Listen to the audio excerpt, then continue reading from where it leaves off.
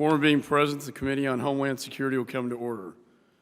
Committee is meeting today for consideration of H.R. 4482, the Southwest Border Security Threat Assessment Act of 2016, H.R. 4820, the Combating Terrorist Recruitment Act of 2016, H.R. 4549, the Treating Small Airports with Fairness Act of 2016, H.R. 4780, the Department of Homeland Security Strategy for International Programs, H.R. 4785, the DHS Stop Asset and Vehicle Excess Act, and H.R.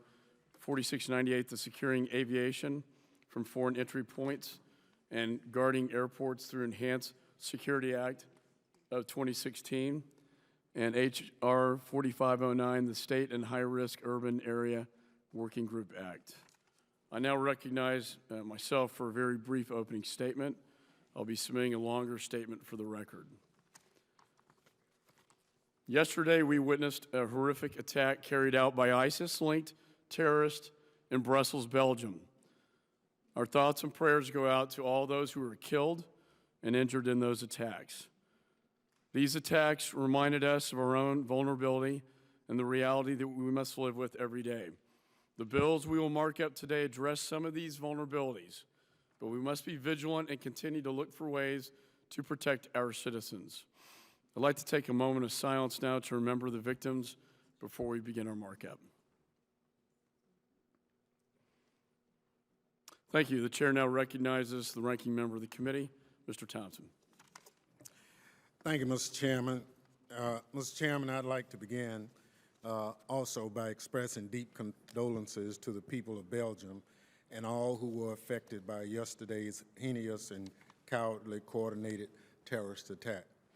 Details are still emerging about the attacks, but it appears that they were designated to send a chilling message far beyond Belgium's border. Now is the time for heightened vigilance. As a nation, we must remain focused on threats posed by lone wolves that may or may not have a direct connection to terrorist organizations. For its part, the Department of Homeland Security and its federal partners should continue to support our international partners, particularly those who have last point of departure airports to the United States, bolster the visa waiver program, as well as DHS's overseas international programs that vet and screen individuals seeking to enter the United States, and identify and disrupt foreign fighters who may seek to travel to or from the United States.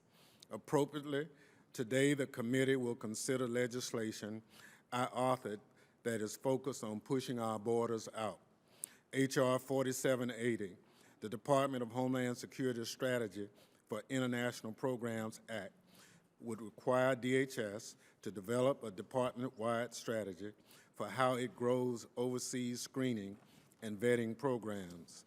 This approach will help ensure that when DHS prioritizes expanding pre-clearance in a certain country or seek to establish a visa security unit in another, those efforts are coordinated and in the department's risk-based priorities. Another timely measure is H.R. 4698, the so-called Safe Gates Act of 2016. This legislation, authored by Representative Katko, focuses on strengthening the security of international airports with direct flights to the United States.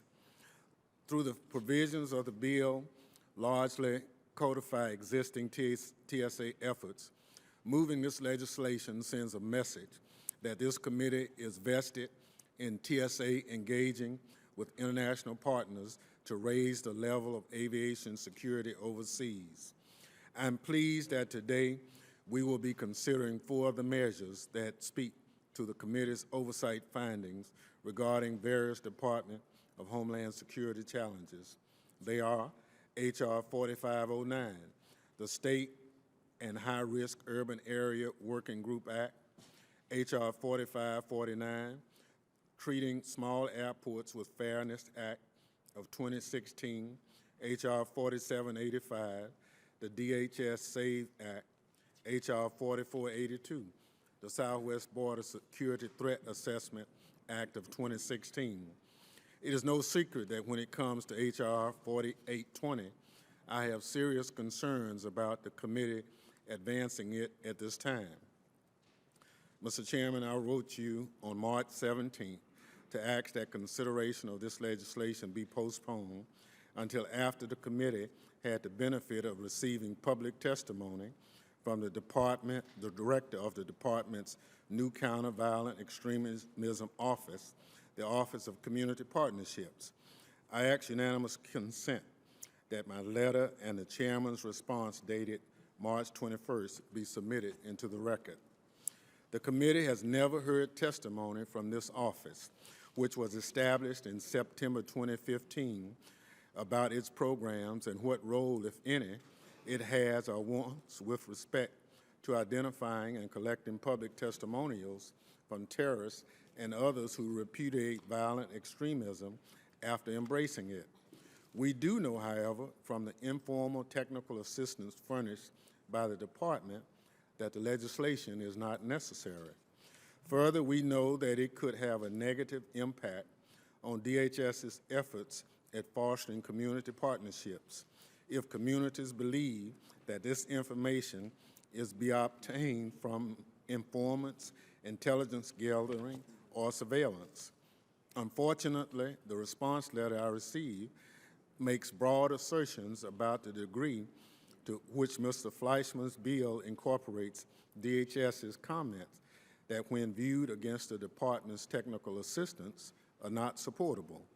Interestingly, last night, in a message that was sent to committee staff at 9:15, the department put an exclamation point on its original feedback.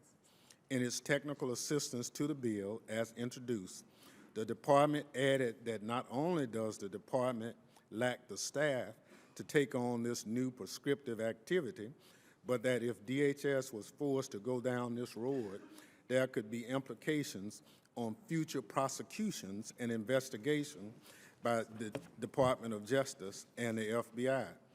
There were two requests in my letter. The other request was that we have a public hearing with the director of the Office of Community Partnerships. In the response letter, Mr. Chairman, you state that you are happy to work with me to find the appropriate time this year for the director to testify.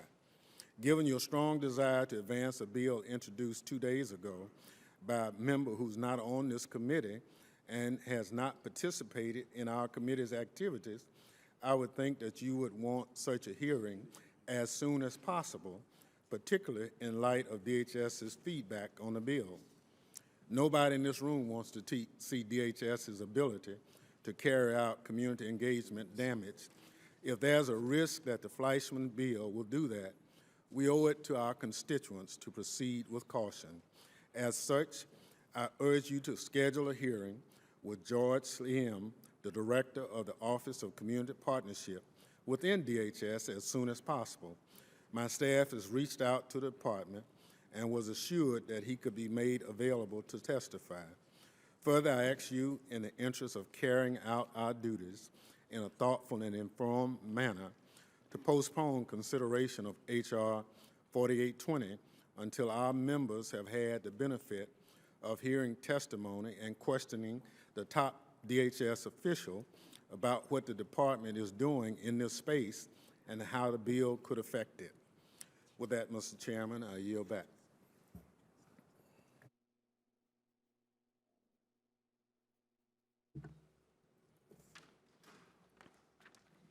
You yield back? Yep. Yeah. It's my understanding that DHS does not oppose this bill. And as I stated in my letter response to you, I'd be happy to schedule a hearing with the Department of Homeland Security CV director at the appropriate time. We will, the committee by unanimous consent shall use an amendment roster today. That's not, well, Mr. Chairman, there is no such agreement for the markup today, and I object to the use of an amendment roster. Then we will proceed through the bills at the discretion of the chair. I now call up H.R. 4482, the Southwest Border Security Act of 2016. Without objection, the Subcommittee on Border and Maritime Security is discharged from further consideration. The bill is circulated in advance and printed copies are available. The ranking member is recognized. I object to both the first and second reading of the bill being dispensed with. Objection noted. We'll proceed through the bills at the discretion of the chair. Bill is circulated in advance and printed copies are available.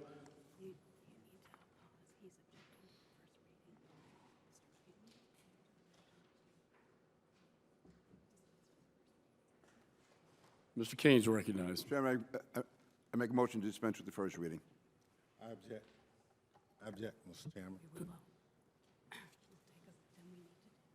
Then we need to take a vote. On the motion, the clerk shall call the roll.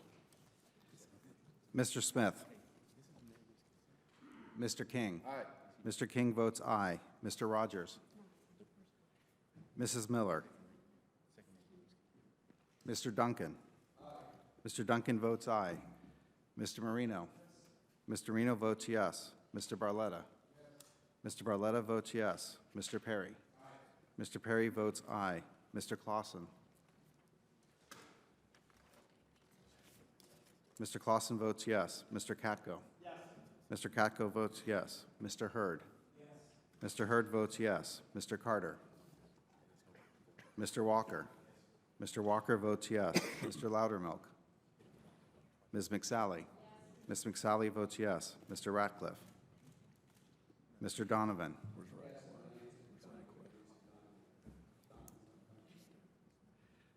Mr. Donovan votes yes. Mr. Thompson. No. Mr. Thompson votes no. Ms. Sanchez. Ms. Jackson Lee. Mr. Langevin. Mr. Higgins. Mr. Higgins votes no. Mr. Richmond. No. Mr. Richmond votes no. Mr. Keating. Mr. Payne. No. Mr. Payne votes no. Mr. Vela. Yes. Mr. Vela votes yes. Mrs. Watson-Coleman. No. Mrs. Watson-Coleman votes no. Ms. Rice. Ms. Rice votes yes. Mrs. Torres. Mrs. Torres votes no. Mr. Smith. Mr. Rogers. Mrs. Miller. Mr. Duncan. Mr. Carter. Mr. Loudermilk. Mr. Ratcliffe. Ms. Sanchez. Ms. Jackson Lee. Mr. Langevin. Mr. Keating. How am I recorded? The chairman is not recorded. I vote yes. Mr. McCall votes yes. Are there any other members in the room who wish to have their vote recorded? The gentlelady, Mrs. Miller, is not recorded. Yes. Mrs. Miller votes yes. Clerk will report the tally.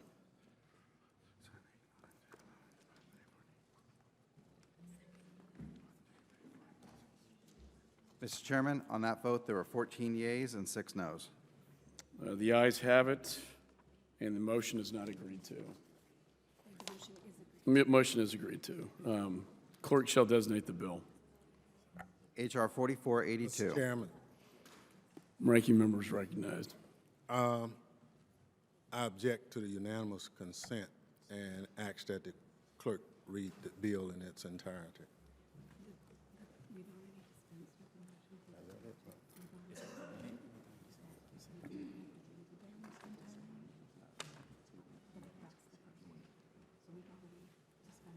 We've already dispensed with the first reading, so the bill does not have to be read in its entirety. Second reading is by paragraph and title.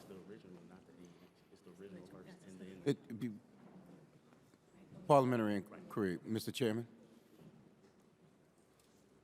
I thought to dispense with the first reading, it's unanimous consent also.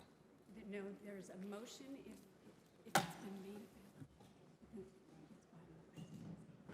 it's been made. It's by motion. That motion was, text has been made available.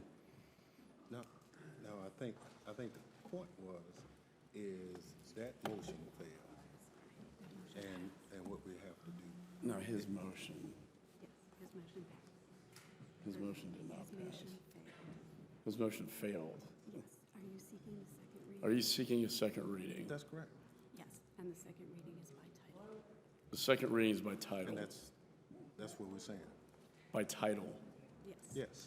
So Okay, the clerk shall do the second reading. designate the second reading.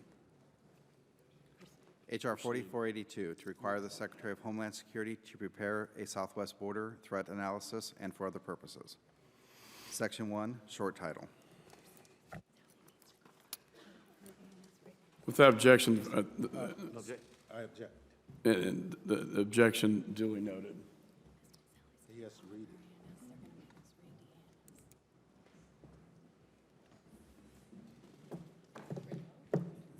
Ms. McSally is recognized. Mr. Chairman, I have an amendment in the nature of substitute at the desk. The,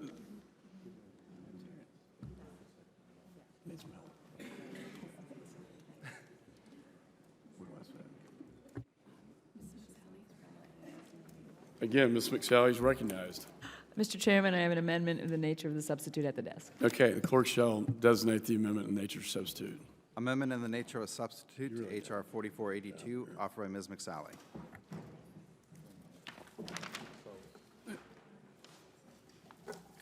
Chair now recognizes. Chair recognizes the gentlewoman from Arizona, Ms. McSally, for 5 minutes to explain the amendment in the nature of substitute.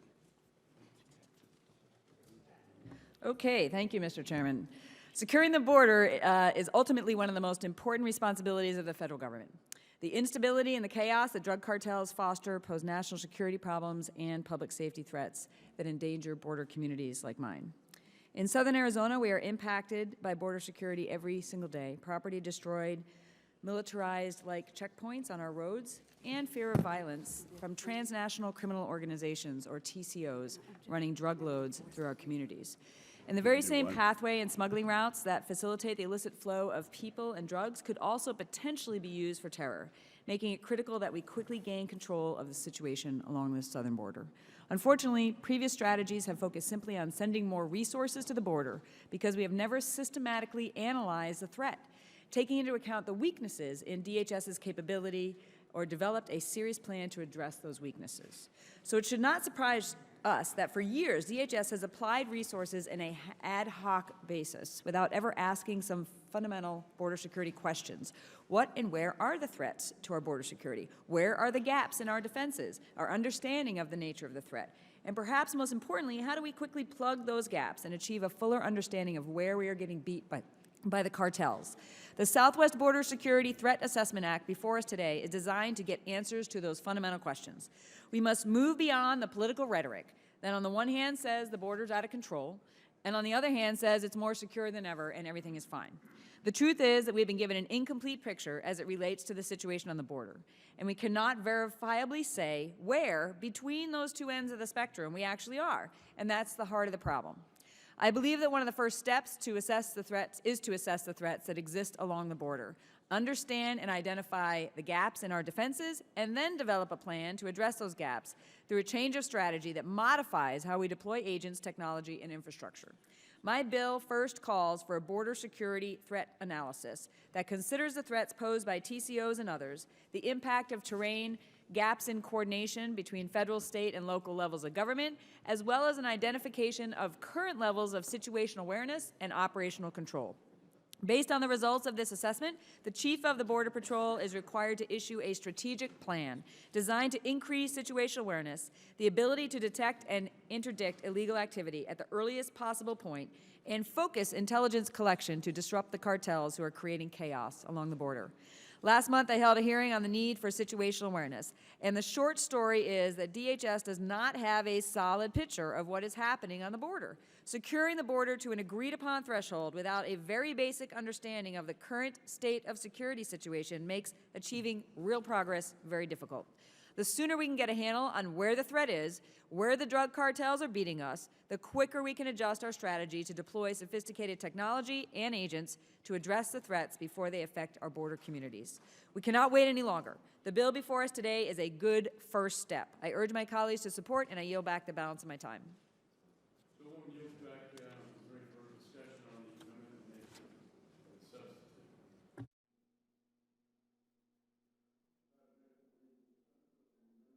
Substitute shall be Mr. considered Chairman, I base object. text.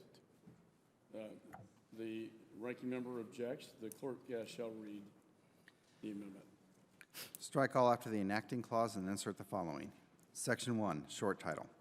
This act may be cited as the Southwest Border Security Threat Assessment Act of 2016. Section 2, Southwest Border Threat Analysis. A, in general. Not later than 180 days after the date of the enactment of this act, the Secretary of Homeland Security shall submit to the Committee on Homeland Security of the House of Representatives and the Committee on Homeland Security and Governmental Affairs of the Senate a Southwest Border Threat Analysis that includes the following. 1, an assessment of current and potential terrorism and criminal threats posed by individuals and organized groups seeking to A, unlawfully enter the United States through the southwest border, or B, exploit security vulnerabilities along the southwest border. 2, an assessment of improvements needed at and between ports of entry along the southwest border to prevent terrorists and instruments of terror from entering the United States. 3, an assessment of gaps in law, policy, and coordination between state, local, or tribal law enforcement, international agreements, or tribal agreements that hinder effective and efficient border security, counterterrorism, and anti-human smuggling and trafficking efforts. 4, an assessment of the flow of legitimate trade along the southwest border. 5, an assessment of the current Mr. Chairman. situational awareness achieved by the Department of Homeland Security along the southwest border. 6, an assessment of the current percentage of operational control as such term is defined in Section 2 of the Secure Fence Act of 2006, 8 U.S.C. 1701 Note, Public Law 109-367, achieved by the Department of Homeland Security of the Southwest. B, analysis requirements. For the Southwest Border Threat Analysis required under subsection A, the Secretary of Homeland Security shall consider and examine the following. 1, technology needs and challenges. 2, personnel needs and challenges. 3, infrastructure needs and challenges. 4, the roles and authorities of state, local, and tribal law enforcement. Mr. Chairman. General border security. Katko is recognized. Mr. Chairman, I move the previous question on the amendment in the nature of a substitute and all amendments thereto. The question is on ordering the previous question. All those in favor say aye. Mr. Chairman. Aye. Mr. All Chairman. opposed say no. Mr. Chairman. In the opinion of the chair, the ayes have it. Ranking member is recognized. So you were not going to take up the bill? I have some amendments that I want to offer to the bill. This question, and everybody voted aye, so we're moving to a vote on the Yeah, ENS. the previous question has been voted on. We're moving to consideration of the bill.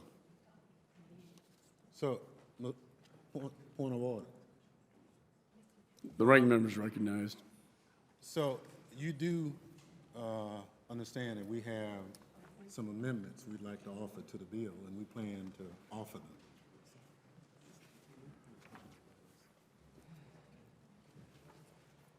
The gentleman can be recognized to offer his amendment. We have to get through the full reading, so he has to be recognized to offer his question.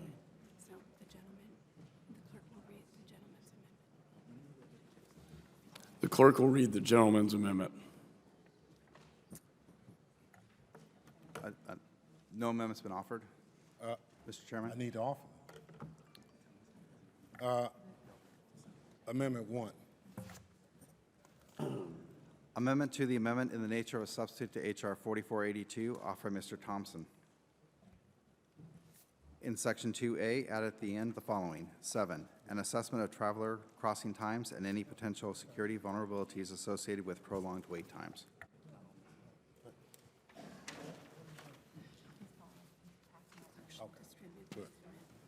The clerk shall distribute the amendment.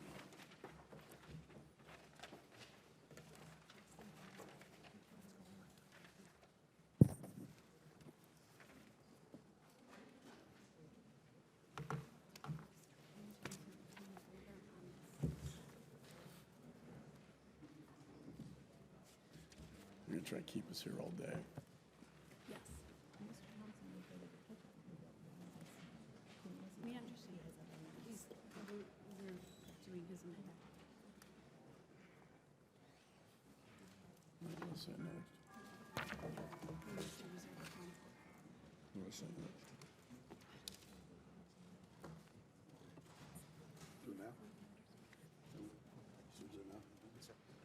Mr. Chairman, I reserve a point of order. Mr. King is recognized. I reserve a point of order. On the amendment. Yes. The point of order is reserved.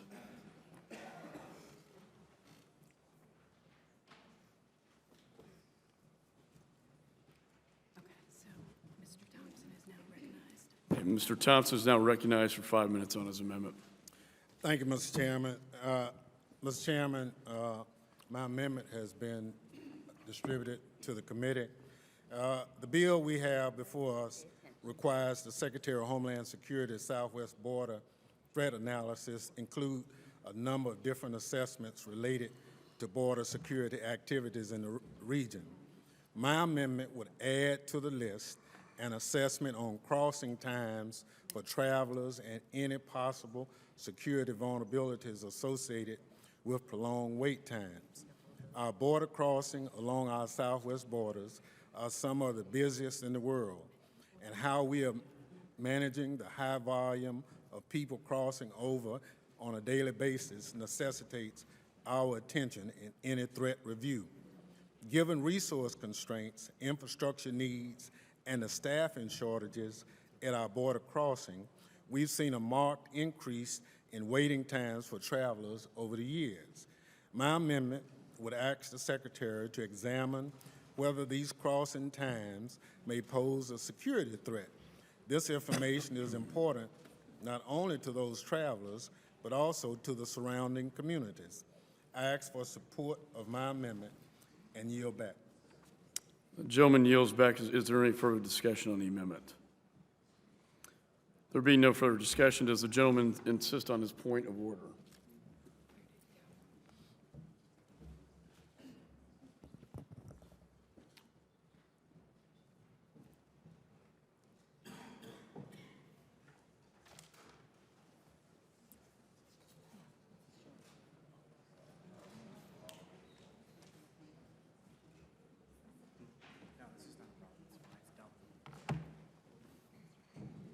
Mr. Chairman, I move my point of order. I withdraw the point of order. Gentleman withdraws his point of order. Yes, sir.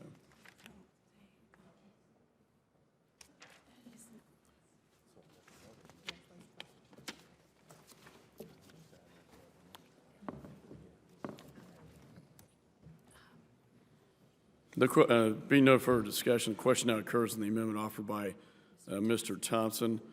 The chair.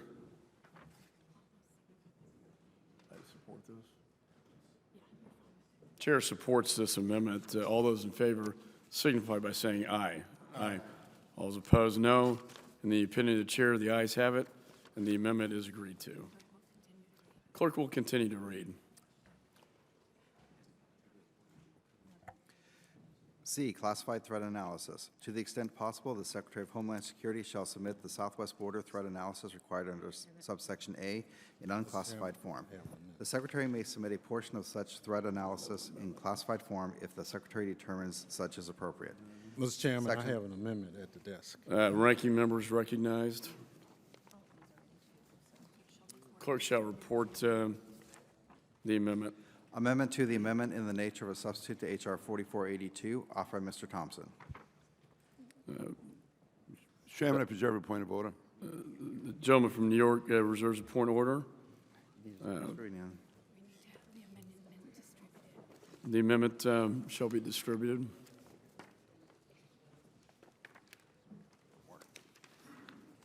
This is very hotly contested. No. Because No.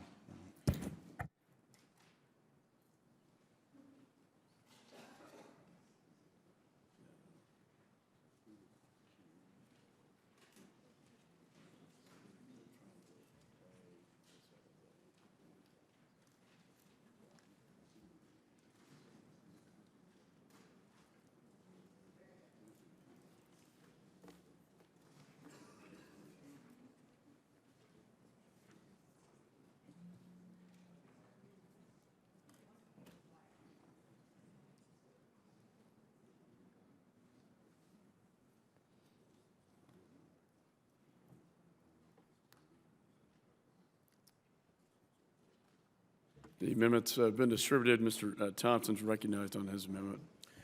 Thank you, Mr. Chairman. Mr. Chairman, my amendment to H.R. 4482 would require the DHS Secretary to assess the impact of trusted traveler programs on border wait times and border security. Our trusted traveler programs have existed to facilitate the flow of travel across borders by pre-approving low-risk travelers to cross in an expedited way. The ports of entry along our southwest border include some of the busiest border crossings in the world.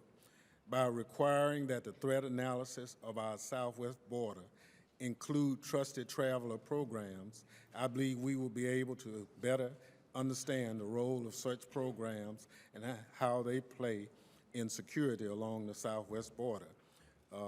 Very simple, Mr. Chairman, we just need to add the impact of the trusted traveler program to this legislation. I ask for support of this amendment and yield back the balance of my time. Mr. Chairman, Gentleman from New York is recognized. I withdraw my point of order. Point of order is withdrawn. The gentleman yields back. Is there any further discussion on the amendment? Mr. Chairman. Ms. McSally. Mr. Chairman, as the author of the bill and the chairwoman of the subcommittee, I want to say we've worked very closely with the Democrats for this bill. We've incorporated many of the requests into the bill. You know, we could choose to pull some parliamentary shenanigans or not support this amendment. But in the spirit of trying to restore some bipartisan nature to the serious issues that we're dealing with today, like border security and countering violent extremism, I support the gentleman's amendment. But I hope we can move on and address these issues. This is why people are so frustrated with Congress. We've got border security issues, we've got counterterrorism issues, and I hope in the spirit of moving forward in the bipartisan nature of what this committee usually acts, I will accept the ranking member's amendment, ask our colleagues to support, and let's move on. I yield back. I appreciate the spirit of the gentlelady's comments. Is there any further discussion on the amendment? There being no further discussion, the question now occurs on the amendment offered by Mr. Thompson. The chair does support this amendment. All those in favor signify by saying aye. Aye. All those opposed signify by saying no. In the opinion of the chair, the ayes have it, and the amendment is agreed to. The clerk shall continue with the reading. Section 3, Border Security, Border Patrol Strategic Plan. A, in general, not later than 180 days after the submission Mr. Chairman, I have an amendment at the desk. The ranking member is recognized. Thank you, Mr. Chairman. I'm sorry, the clerk shall report the amendment, or the amendment shall be distributed. Mr. Chairman, I reserve a point of order. Mr. King reserves a point of order. Amendment to the amendment in the nature of a substitute to H.R. 4482. Offer Mr. Thompson. The gentleman is recognized to speak on his amendment. Thank you very much, Mr. Chairman. Mr. Chairman, this amendment, in the nature of a substitute to H.R. 4482, would require that the Secretary of Homeland Security to consider technology needs and challenges in its southwest border threat analysis. My amendment would add that the Secretary also consider the lessons learned from previous technological investments that did not go as planned. We all know about a number of those technology challenges that cost the taxpayers a lot of money, and we need to learn from those. Congress has previously authorized and appropriated funds for various systems to secure our southwest border, but the actual deployment of some of these technologies has not produced the results that U.S. Customs and Border Protection have wanted to achieve. I believe that any challenges or additional needs identified in these cases should inform any further analysis regarding the use of technology along the southwest border. Again, this is a method, an amendment that would improve this bill. With that, Mr. Chairman, I yield back the balance of my time. Gentleman yields back. Is there any further discussion on the amendment? Chair would request that the ranking member offer his amendments to this bill en bloc in the spirit of working together. We have votes at 11 o'clock today. Is the ranking member willing to move his amendments en bloc? As long as we get a chance to hear them. I'll be We have happy many to other part- bills on the roster today. Many people are leaving town, and votes are at 11 o'clock. I do have some other amendments. Is the ranking member willing to move his amendments en bloc? I said yes. Okay, that would be fantastic. Mr. Chairman, I withdraw my point of order. The gentleman from New York withdraws his point of order. The clerk shall distribute all the amendments en bloc to the members. Mr. Chairman, there's only one amendment pending at the desk. Are there any further amendments from the ranking member? Mr. Chairman, just a point of clarification, you're only talking about en bloc for 4482, is that correct? That is correct. Thank you. Mr. Chairman, the clerk said there's only one amendment. We have 3 amendments. The clerk shall Four amendments, distribute all amendments en bloc to members of the committee. Okay.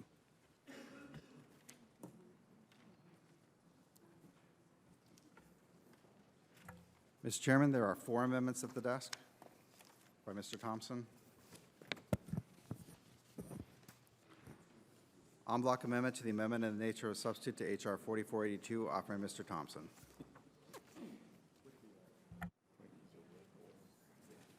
That's all right.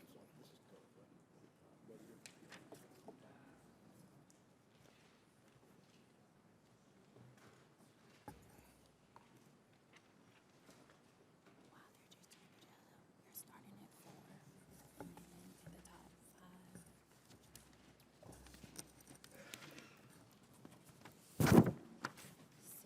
then 7.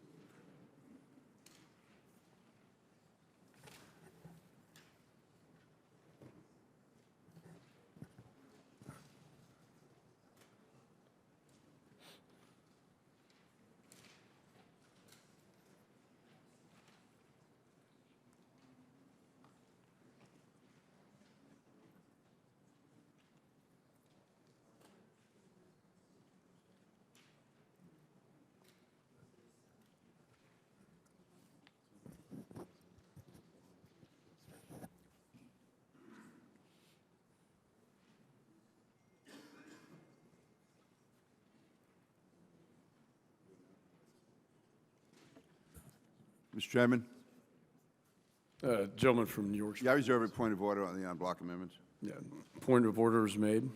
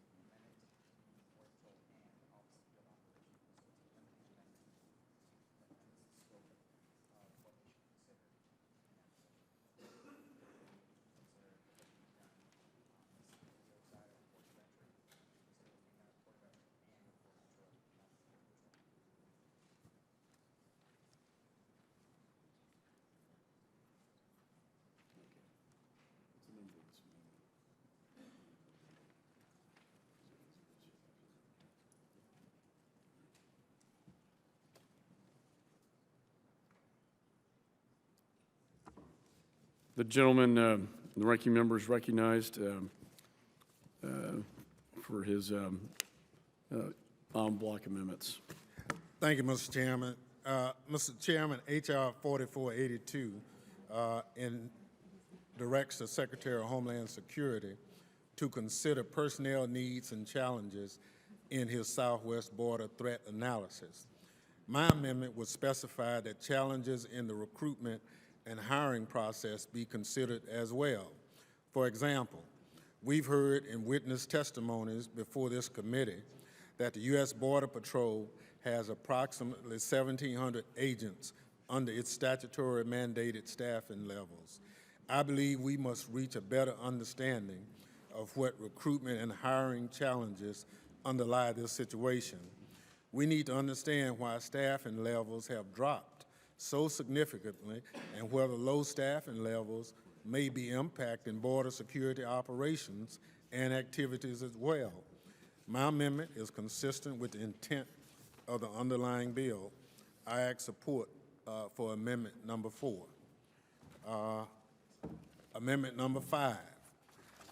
In assessing threats along the southwest border, H.R. 4482 requires the Secretary of Homeland Security to consider the coordination between federal, state, local, tribal, and Mexican law enforcement entities in border security activities. My amendment would direct the Secretary to also take into consideration any agreements the United States and Mexico have established that relate specifically to border security. Any protocols governing our security and law enforcement activities that we have agreed to follow with our Mexican partners must be taken into account when assessing vulnerabilities along our southwest border. Mutual cooperation and assistance between our law enforcement entities and those of Mexico are vital elements in ensuring that we remain vigilant of any terrorist or criminal threats along our shared border. Amendment number 6. My amendment broadens the research and development elements of the Border Patrol strategy called for under this bill to include, but just not security of the southwest border, but all our Border Patrol operations and activities. The bill language as introduced was overly broad in that it required the strategy to consider research and development for all lands and maritime borders of the U.S. rather than focusing on the areas that are primary responsibility of the Border Patrol. At the same time, the Border Patrol strategy should not limit its research and development focus to only the southwest border. The language in my amendment strikes the right balance, encompassing all areas within the primary responsibility of the Border Patrol, including both land borders, northern and southern, as well as relevant maritime borders. I urge support for this amendment also. Amendment 7. My amendment to the amendment in the nature of a substitute requires that the National Border Patrol strategy required under the legislation to be developed in consultation with the Office for Civil Rights and Civil Liberties of the Department of Homeland Security. Given the many difficult civil rights, civil liberties, and privacy issues encountered by Border Patrol in the course of their everyday operation, it seems only prudent to involve civil rights and civil liberties in the development of this important strategy. Such input could assist not only the individuals the Border Patrol encounters, but also the Border Patrol itself, which has under scrutiny has been under scrutiny for issues related to professional responsibility. And that's amendment number 7. I urge support en blanc for the amendments. Yield back. Is there any further discussion? Any further discussion on the amendment? Mr. Hurd is recognized. Would the ranking member engage in a colloquy? Yes. On amendment number 7, are you implying that the Chief of Border Patrol should not consult with any other offices rather than he should only consult with the Office of Civil Rights and Civil Liberties? No, we're just identifying that one as one. So why not, so should we identify all the other offices that they that they should consult with, or is this just making a special attention on these two? I would accept if that's your amendment. No, I'm asking a question. Well, And then the next question I have on... no, you didn't. I don't have an amendment. I was trying to understand if you're okay. implying that they should not. I want to understand the intent behind offering this It was amendment. not addressed in the bill, and I was making sure that we not exclude it. Good copy. And then on, I think it's amendment number 1, number 2, and possibly number 4. I don't have them limited here. They're both labeled number 7, and they're both added to the same section 2A. Is that an oversight, or should it be 7, 8, and 9? No, we only have 7 amendments. No. So we're making you're making 3 additions to section 2A. Is that correct? Can we cure this in any way? He says jacked. I'm not sure what you're looking at. Right? You have three amendments to section 2A, and they're all labeled the same number. Are we saying that that's one?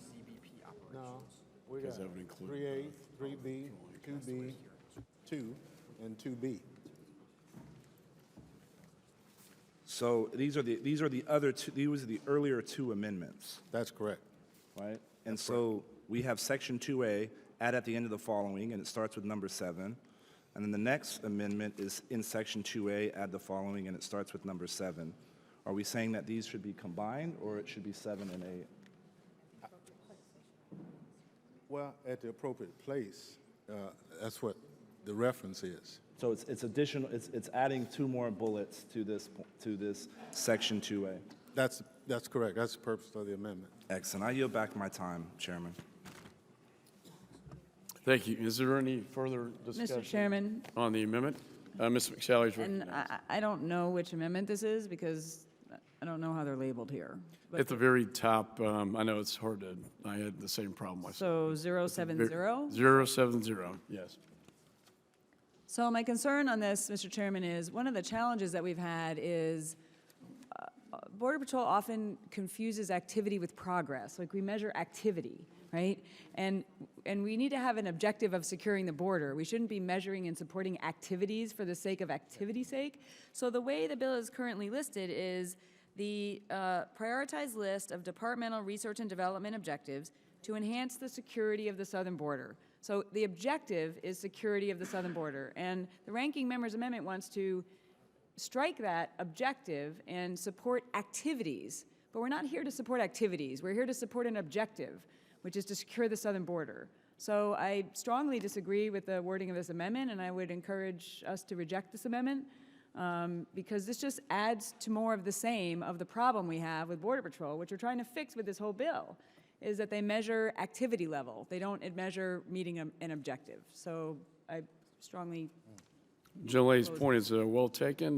The gentleman from Texas is recognized. Would the ranking member engage in a colloquy again?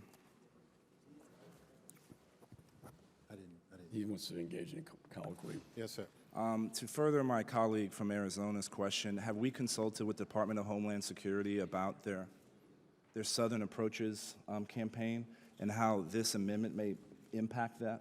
Yes, we have.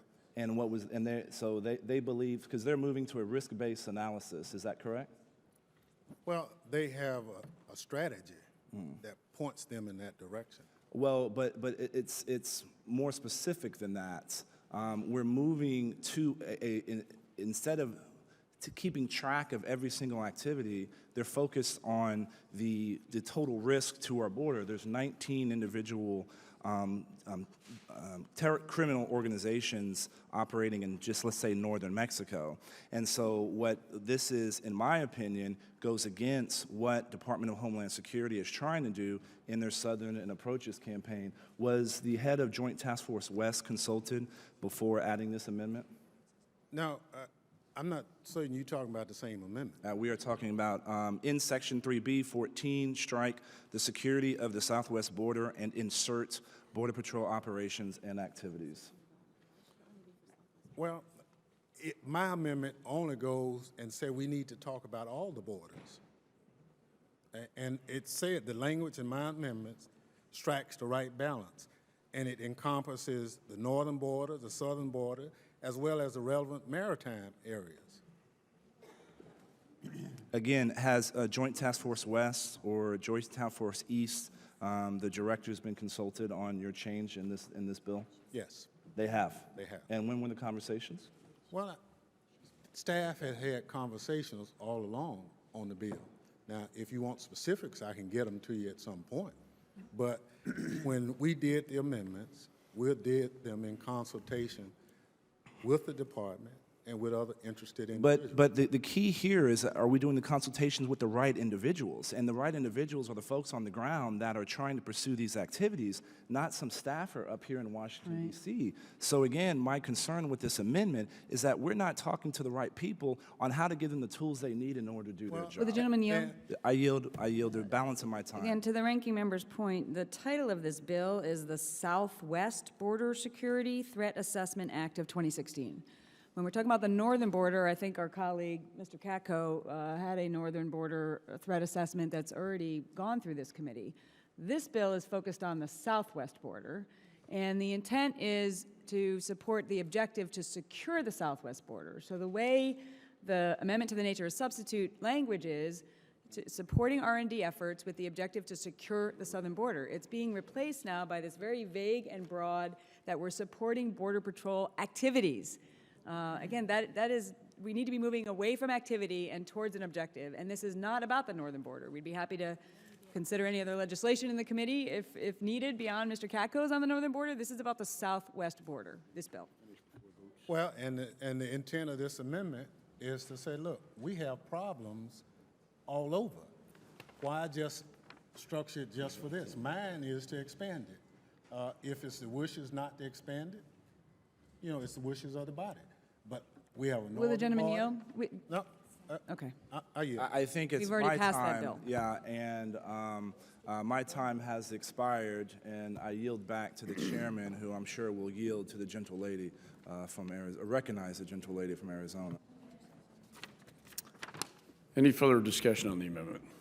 Yeah, just Mr. Chairman, just to clarify, this committee did pass the northern border threat assessment bill already, and I believe was that passed on the floor as well. So that that has been a separate bill. This is the southwest border threat assessment bill. Generally is correct. That northern border bill did pass on the floor, and this is the complementary southern border bill. Is there any further discussion on it? Mr. Hurd's recognized. Would the ranking member engage in a colloquy? Yes. Yes. Are there elements in that northern border plan that we passed that you think are lacking and were not included?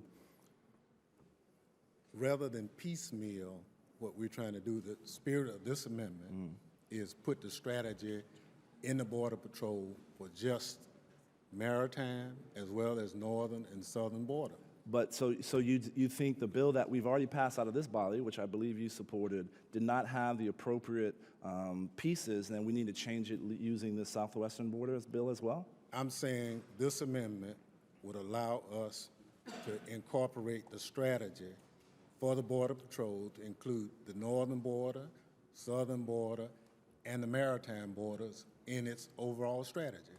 That's it. We've done the northern border.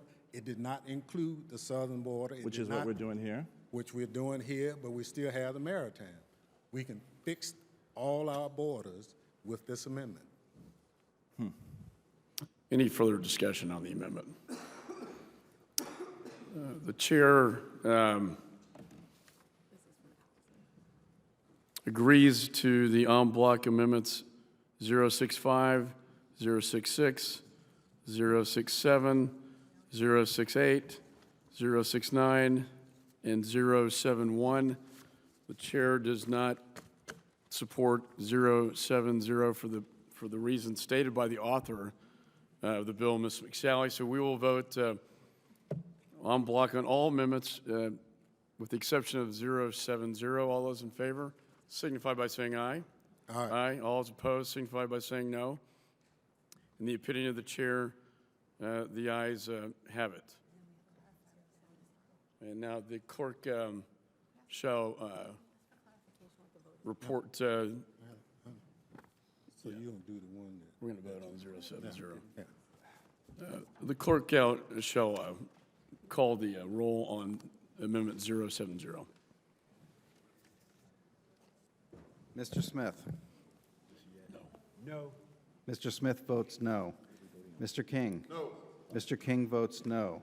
Mr. Rogers? No. Mr. Rogers votes no. Mrs. Miller? Mr. Duncan? No. Mr. Duncan votes no. Mr. Marino? Mr. Marino votes no. Mr. Barletta? Mr. Barletta votes no. Mr. Perry? Mr. Perry votes no. Mr. Clausen? Mr. Katko? Mr. Katko votes no. Mr. Hurd? Mr. Hurd votes no. Mr. Carter?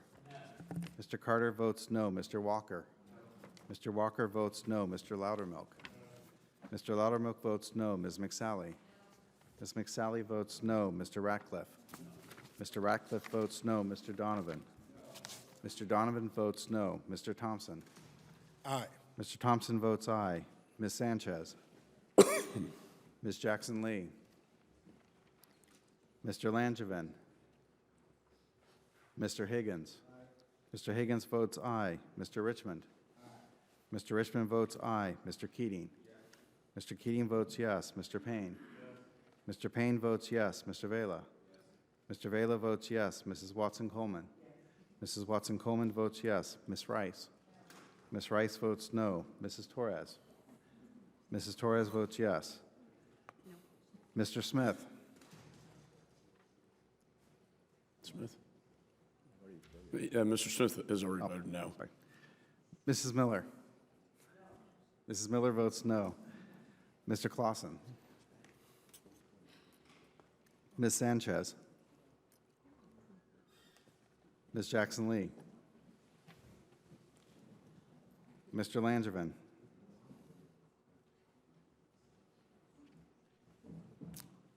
How am I recorded? The chairman is not recorded. Chair votes no.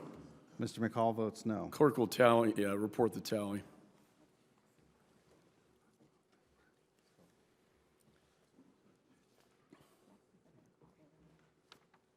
Mr. Chairman, on that vote, there were 8 yeas and 18 noes. The opinion of the chair, the noes have it, and the amendment 070 is not agreed to. There being no further discussion, the committee will move to consideration of the, there being no further amendments. The question now occurs on agreeing to the amendment in the nature of a substitute to H.R. 4482. All those in favor signify by saying aye. Aye. All those opposed signify by saying no. In the opinion of the chair, the ayes have it, and the amendment in the nature of a substitute is agreed to. Question now occurs on reporting H.R. 4482 is amended to the House with a favorable recommendation. All those in favor signify by saying aye. Aye. All those opposed signify by saying no. In the opinion of the chair, the ayes have it, and the motion is agreed to without objection. The motion to reconsider is laid on the table. Staff is authorized to make any technical and conforming changes. I now call up H.R. 4820, the Combating Terrorist Recruitment Act of 2016. The bill was circulated in advance, and printed copies are available. The clerk shall designate the bill.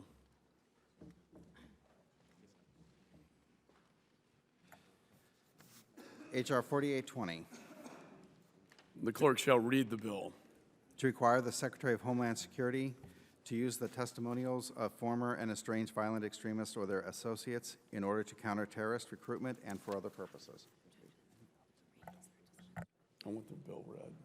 Section 1, short title. This act may be cited as Combating Terrorist Recruitment Act of 2016. Section 2, directive. A, in general, the Secretary of Homeland Security shall incorporate, to the extent practicable, into Department of Homeland Security efforts to combat terrorist recruitment and communications the public testimonials of former or estranged violent extremists or their associates, including friends and family. Such efforts may include the following. 1, counter-messaging of foreign terrorist organizations, I have an amendment. communications and narratives. 2, related community engagement and public education efforts. B, coordination. The Secretary of Homeland Security shall, where appropriate, coordinate the actions described in subsection A with the heads of other relevant federal departments and agencies, and to the extent practical, engage non-governmental and international partners in the identification and use of testimonials described in such subsection. Chair now recognizes the gentleman from Texas, Mr. Hurd, for 5 minutes to speak on the bill. Thank you, Mr. Chairman. First, I want to join my colleagues earlier today in condemning yesterday's terrorist attack in Brussels and to make one message clear to the Belgian people. We are at your side. In response to this indiscriminate violence, we will work with our allies to deliver justice. This attack also shows us clearly that terrorists are on the offensive. ISIS is deploying operatives, and they are recruiting remotely, online, and across borders. They are crowdsourcing their attacks, and as a result, extremist violence has gone viral. ISIS has now been linked to more than 80 terrorist plots or attacks against the West. Many have been in Europe, but America is still the #1 target. 1/3 of those plots have targeted the United States, and many were hatched by ISIS recruits within our own communities. Here at home, we've arrested 83 ISIS-linked suspects, and the FBI has opened terrorist investigations in all 50 states. These numbers are without precedent, and they are a direct result of a surge in terrorist propaganda and recruitment. That is why I believe today we need to act decisively to pass H.R. 4820, the Combating Terrorist Recruitment Act of 2016. This bill would require the Secretary of Homeland Security to amplify the public testimonials of former extremists and defectors to fight back against terrorist propaganda and recruitment. ISIS is brainwashing Americans with promises of paradise and opportunity, but defectors have revealed that the group's territory is, in reality, a repressive and violent prison state that distorts a peaceful religion into a hateful ideology. These are the kinds of messages that we need to help amplify. As President Obama noted last year, and I quote, "We need to lift up the voices of those who know the hypocrisy of groups like ISIL firsthand, including former extremists," end quote. That's President Obama's words. This measure was recommended 6 months ago by our committee's bipartisan task force on combating terrorists and foreign fighter travel, on which I served. We found that many of our foreign partners were using the voices of disaffected jihadists to push back against the ISIS narrative. But we were disappointed to learn that the U.S. government was not doing the same. We recommended that efforts be put in place to use the stories of former extremists or their friends or family to prevent more Americans from being recruited by terrorist groups. Our recommendations were reviewed by this committee, provided to House leadership, submitted to the President, and released publicly. They have since been lauded by top administration officials, including the Secretary of Homeland Security, the FBI Director, and the President's Homeland Security Advisor.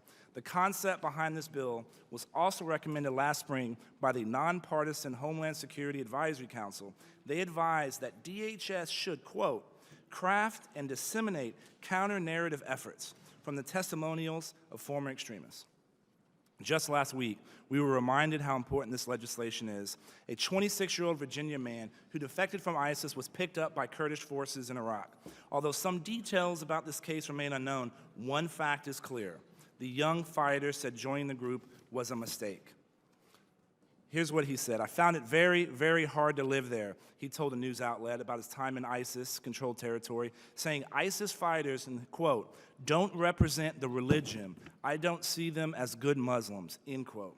These are the kind of messages that need to be used in counterterrorism efforts to discourage young, impressionable people from falling under the spell of jihadists. We have now acted legislatively on half of our Task Force 50 recommendations to enhance U.S. security against the terror threat. In the wake of the attack in Brussels, we should act immediately on this recommendation too. As members of the committee have said, terrorists are moving at the speed of broadband, so we cannot move at the speed of bureaucracy. I urge my colleagues to support this bill, and I thank Mr. Katko, Mr. Vela, Mr. Loudermilk, Mrs. Rice, Mr. Ratcliffe, and Mr. Keating for their bipartisan support. And I yield back. Is there any further discussion Chairman? on the bill? Mr. Katko is recognized.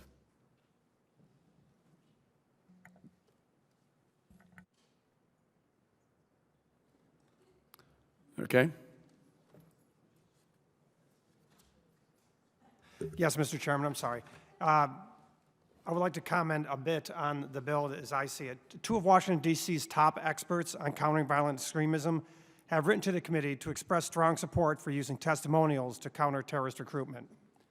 These two scholars from George Washington University have worked in the national security community and know the value of these tools. In fact, one of them, Seamus Hughes, testified before this very committee on these very issues. I would like to read their letter in full, dated March 22nd of 2016. Dear Mr. Chairman, we believe that harnessing the narratives of former extremists is a critical tool in countering violent extremism. Both the unprecedented mobilization of Westerners to the Islamic State and recent IS-related attacks, among those in Paris, San Bernardino, and Brussels, underscore the need for effective tools to counter the appeal of jihadist narratives. One of the ways in which the United States government can meet this challenge is by incorporating the public testimonials of former violent extremists. The value of former extremists is countering both the appeal and the narrative of terrorist groups cannot be overstated. Former extremists offer an unparalleled perspective into the radicalization process. These individuals can provide critical insight into the push and pull factors that motivate someone to pledge support for, conduct an attack on behalf of, or travel abroad to join a terrorist organization. Thus, former extremists can speak directly to the rationalizations and grievances of those susceptible to their message. For this reason, former extremists are arguably the most credible voices in countering violent extremism, precisely because they were at some time entrenched in terrorist activity, narratives, and ideologies. First-hand testimonies of those who have experienced life within a terrorist organization, often more so than the voices of government officials and media outlets, have the potential to resonate with those vulnerable to recruitment. Moreover, former extremists are uniquely positioned to highlight the hypocrisies and inconsistencies within terrorist narratives.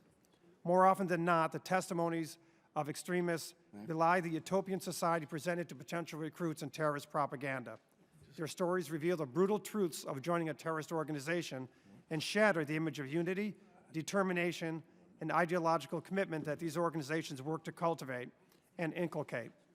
Spotlighting these realities may force potential and hardened recruits to re-examine their commitment to jihadist ideology. I just want to draw for a moment on my experience as 20 years as a federal prosecutor, because it's the exact same analogy.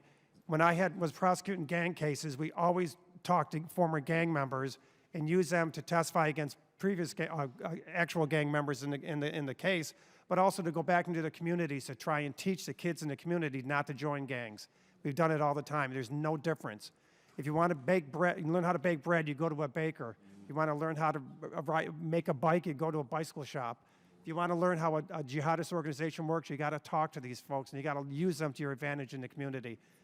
We cannot keep kicking the can down the road for weeks, months, and years. Terrorists are dead set on striking our country, and we've already seen that.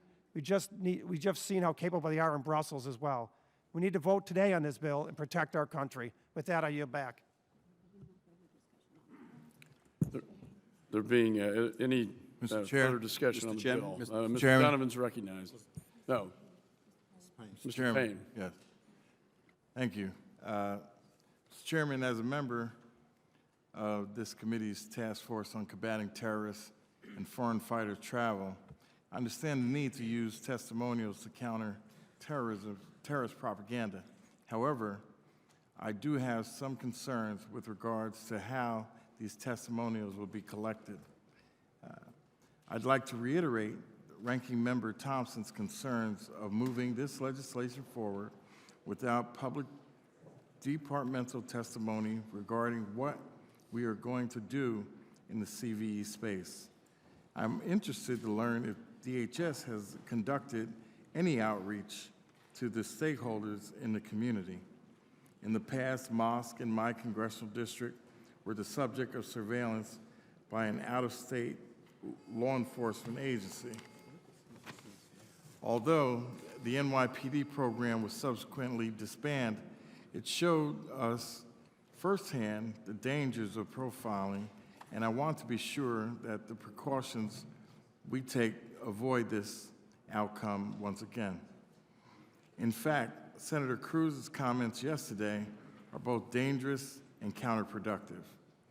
I'd like to reinforce the criticism of these comments by NYPD Commissioner Bill Bratton, whose force includes 900 Muslim American officers. My district also includes many peace-loving, law-abiding Muslim American neighborhoods. Mr. Chairman, I ask that you take the ranking member's concerns into serious consideration, and I yield back the balance of my time. Will the gentleman yield for a moment? The gentleman Yes. yield.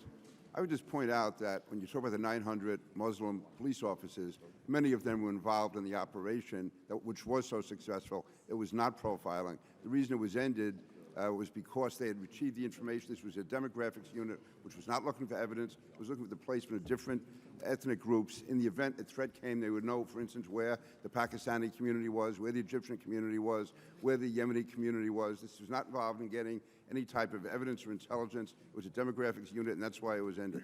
And many of those Muslim officers were involved in the project. Well, let me just thank the gentleman for those comments, but when Bill Bratton speaks, I think we need to listen. And he has demonstrated his leadership in all these different areas. So his condemnation of what Mr. Cruz was talking about. When I talk about Ted Cruz, I'm talking about the demographics unit of the NYPD, which had an outstanding job and which Director John Brennan, when he was working in the White House, said was a model for the country. Will the gentleman yield? We just need to be careful. Yes, sir. I think the point is that Commissioner Bratton said we have to be careful when we target groups because it could cause more harm than good. He spoke specifically about how ISIS would use any kind of targeting of groups as a recruiting tool. And I think we have to listen to it. He talked about the 900 Muslim Americans who are law enforcement people in New York, and he said we have to respect them, we have to work and police all communities and not target any particular community. And Mr. Payne's concern about making sure that we look across the board at any information gathering or intelligence gathering makes a lot of sense. Whether they are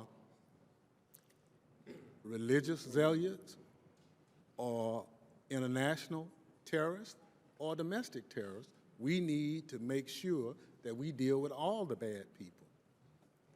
And I support the gentleman's comments. If the gentleman would yield again, I would just say I think that was proven by the NYPD when they certainly used Italian-American officers when they were going after the mafia and Irish-American officers when they're going after the Westies. You go where the threat comes from. This is not a law enforcement. Any further discussion on This is not a law enforcement. Mr. Hurd's recognized. Well, was my time, had I yielded back? Your time had expired. I thought your time had expired. I didn't think. Let the chair can, We have votes called, so we can either call for a vote on this or we can all come back.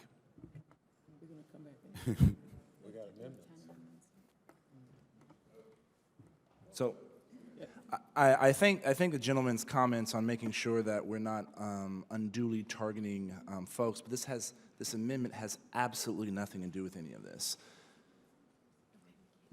ISIS is doing 4 social media campaigns a day, and it's leveraging it into 49 different languages and dialects. They're hitting tens of millions of people a day. And the way we're not going to counter this by a couple of tweets from the official State Department's Twitter feed. This is about taking publicly available stuff that has already been said on public and leveraging that with our groups. As a member of the task force, I sat in a majority of those meetings. We've had conversations with community leaders on this, and this is the point that they want to drive home, is that you're not going to find excitement when you go to Iraq and Syria to battle ISIS. You're likely to get a bomb dropped on your head or 2 bullets in your chest. That, you know, the ISIS does not speak for all of Islam. They have bastardized the religion, and it's a small section. And so having folks that were inspired by this message, that went over there and saw it, and said it to the press. They have already talked about it. This is the kind of messaging that we should be leveraging, and having one more hearing with a bunch of bureaucrats in Washington, D.C. after we've had 32 is what's outrageous, especially after the events of what happened yesterday. It's time to do something. It's time to make sure DHS is doing this, and this is what the American people demand. So let's vote on this bill. Let's stop all these parliamentary procedure shenanigans, because this is not what No, I would, will the gentleman yield? I would yield. President Obama said, we need to lift up the voices of those who know the hypocrisy of groups like ISIL firsthand, including former extremists. Homeland Security Advisory Council report. Department of Homeland Security should work with former extremists to craft and disseminate counter-narrative efforts. Homeland Security Committee Task Force on Combating Terrorist and Foreign Fighter Travel, who recommended this bill, the bipartisan task force, said the U.S. has not made adequate use of jaded jihadists to convince others not to join the fight, and should launch a concerted effort to use the testimonials of disaffected former foreign fighters, extremists, and their friends and relatives to counter the narratives that persuade Americans to travel overseas to fight with extremist groups. That's all this bill does. Who could object to that? The gentleman from New York is recognized. You just recognize somebody from the majority side. Just a minute. Thank you, Mr. Chairman. Mr. Chairman, the only thing I say in addition to this is there seems to be some sort of an understanding here that is a misunderstanding. This Let me a point of order. I'm going to recognize Ms. Jackson Lee, then I go Mr. Katko. Thank you, sir. Mr. Chairman, let me offer, as I know that all of the members here, a deep pain and emotion and association with the pain of the people in Brussels and people of Belgium, and know how each of us felt as we heard the tragedy come in and the loss of lives. We are not making the point to my colleagues that members who are on the Democratic side have any less passion, deep commitment, years of service fighting against terrorism, and certainly for those of us who were here during 9/11, which includes a number of members on both sides, including the ranking member of this full committee. There is no divide on that. Let me be very clear. I think what we are trying to say, and I will continue to listen to the debate, are several things. To my dear friend from Texas, we are going to do something. We need to do something.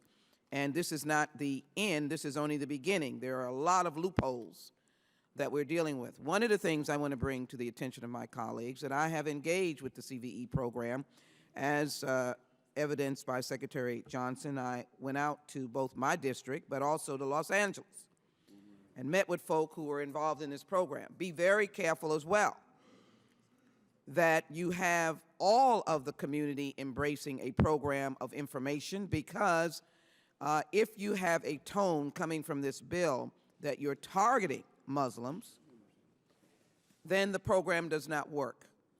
Or that only Muslims who are engaged in terrorist acts, as I know that my ranking member is concerned that we are too narrow.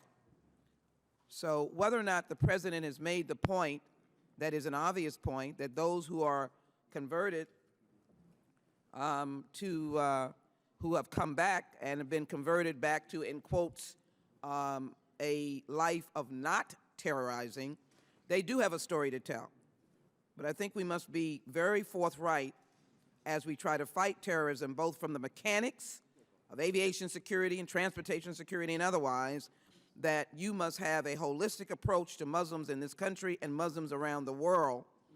And a program cannot be defined as only focusing on those kinds of terroristic acts. And I think that we're on the right track. I think we must stop this. I end my note, and let me yield to my good friend for a moment, but let me end, Mr. Chairman, Mr. Ranking Member. One of the things that is needed is more human resources. Why isn't that on? We have stopped the embedding of individuals in these cells around the world to get human intelligence, because that was probably the slip-up of the Brussels law enforcement and efforts, once they caught one of the perpetrators, to not be able to stop the actual acts. And that's what we need to be able to do with all of our sophistication. With that, I'll be pleased to yield to the gentleman from Louisiana, Mr. Richmond. Mr. Chairman, I would just say that I don't, you said who could object to this? I certainly don't object to it. But I don't think the bill does anything. I hate to be the pragmatic person at the table, but the first sentence says the Secretary of Homeland Security shall incorporate to the extent practicable. Now, I've been in the legislature a long time. I've been in Congress 6 years, but when you give an out, the bill does nothing anymore because now you let the Department of Homeland Security determine to the extent practicable. So why wouldn't we work with the department to get them to do what we're trying to do as opposed to passing a bill which doesn't mandate that they do it because we gave them an out in the same sentence. So, I mean, you know, if we just want to pass a bill for bill's sake, this is good. It sounds good, feels good, but it doesn't mandate that they do anything. So I know we're in a rush and everybody keeps talking about what happened yesterday, but I have a whole list of things that happened all last year in Boko Haram, in Nigeria, that didn't move anybody to do anything. So, you know, so for the sake of the bill, no, I don't object. I think it's a great idea. I have an amendment to make it better. But if you really want to do something, you need to take out a strike to the extent practicable, because that guts your whole bill. So, you know, I'm for it. The gentleman's time has expired. That vote has been called on the House floor without objection. Committee stands in recess subject to the call of the chair.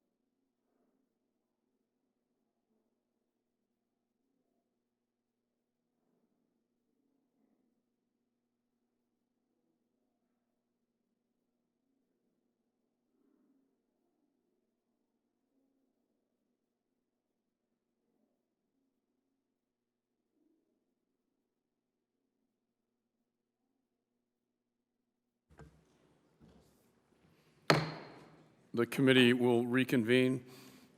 Before I ask if there's any further discussion on the bill, I'd like to entertain Mr. Richmond's suggestion that the language, to the extent practicable, be taken out of the bill.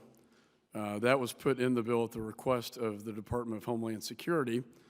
However, I would be amenable to taking that language out and making this bill a mandatory bill rather than discretionary, if that would be the objective or the preference of Mr. Richmond. And I think, as I recall, you said you would actually support this bill if that was taken out. And I yield to the gentleman. Well, I said I support the bill anyway. I was just being the pragmatic person reading the bill, that I think that to the extent practicable is an out. I really do. And, you know, you all wrote it. If you want to fix it, you know, I just think it's, you know, an out. If the department wanted it in there, then it would appear to me that what the department is saying is, you know, we want to do it, but let's talk about it. And, you know, they probably would do it without a piece of legislation, but, you know, it's, you guys call. I do have an amendment, but it's not to do that. Well, and let me just say, I agree with the gentleman, and I agree with your suggestion.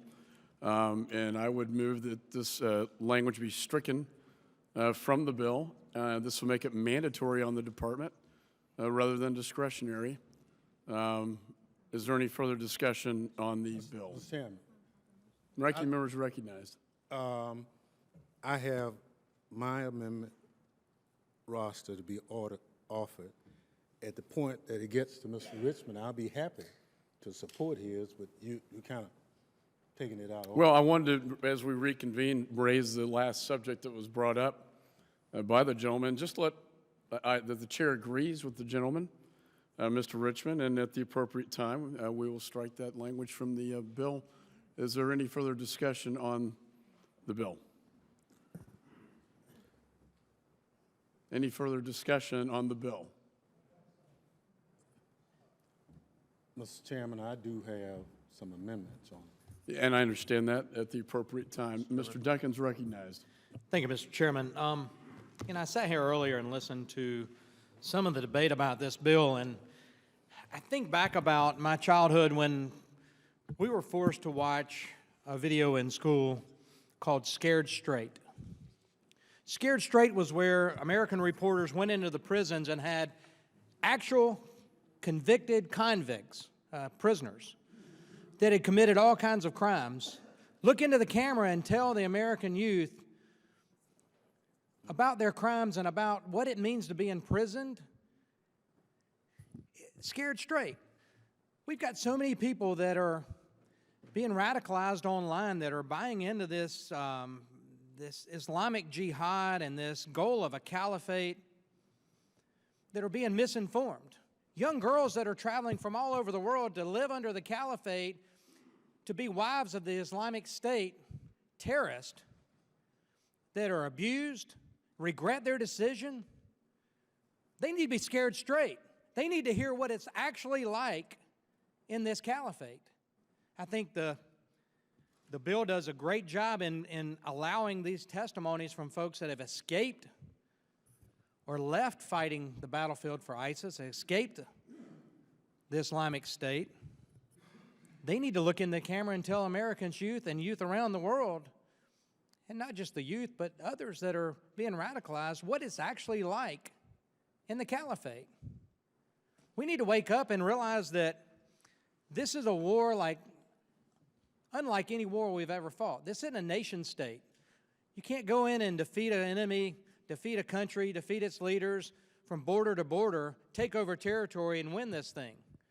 The battleground is Chattanooga, Tennessee. The battleground is Fort Hood, Texas. The battleground is Paris. The battleground is Indonesia. The battleground is Brussels, as we saw yesterday. There are a lot of groups that need to be labeled by the U.S. as foreign terrorist organizations.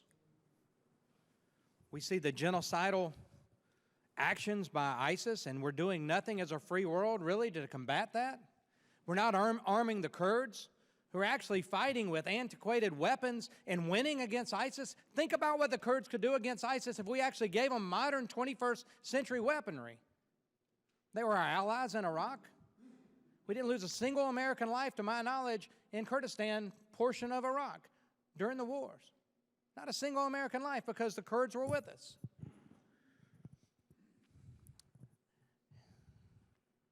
We allowed the FBI and law enforcement to actually infiltrate gangs and the mafia during the 1920s and on.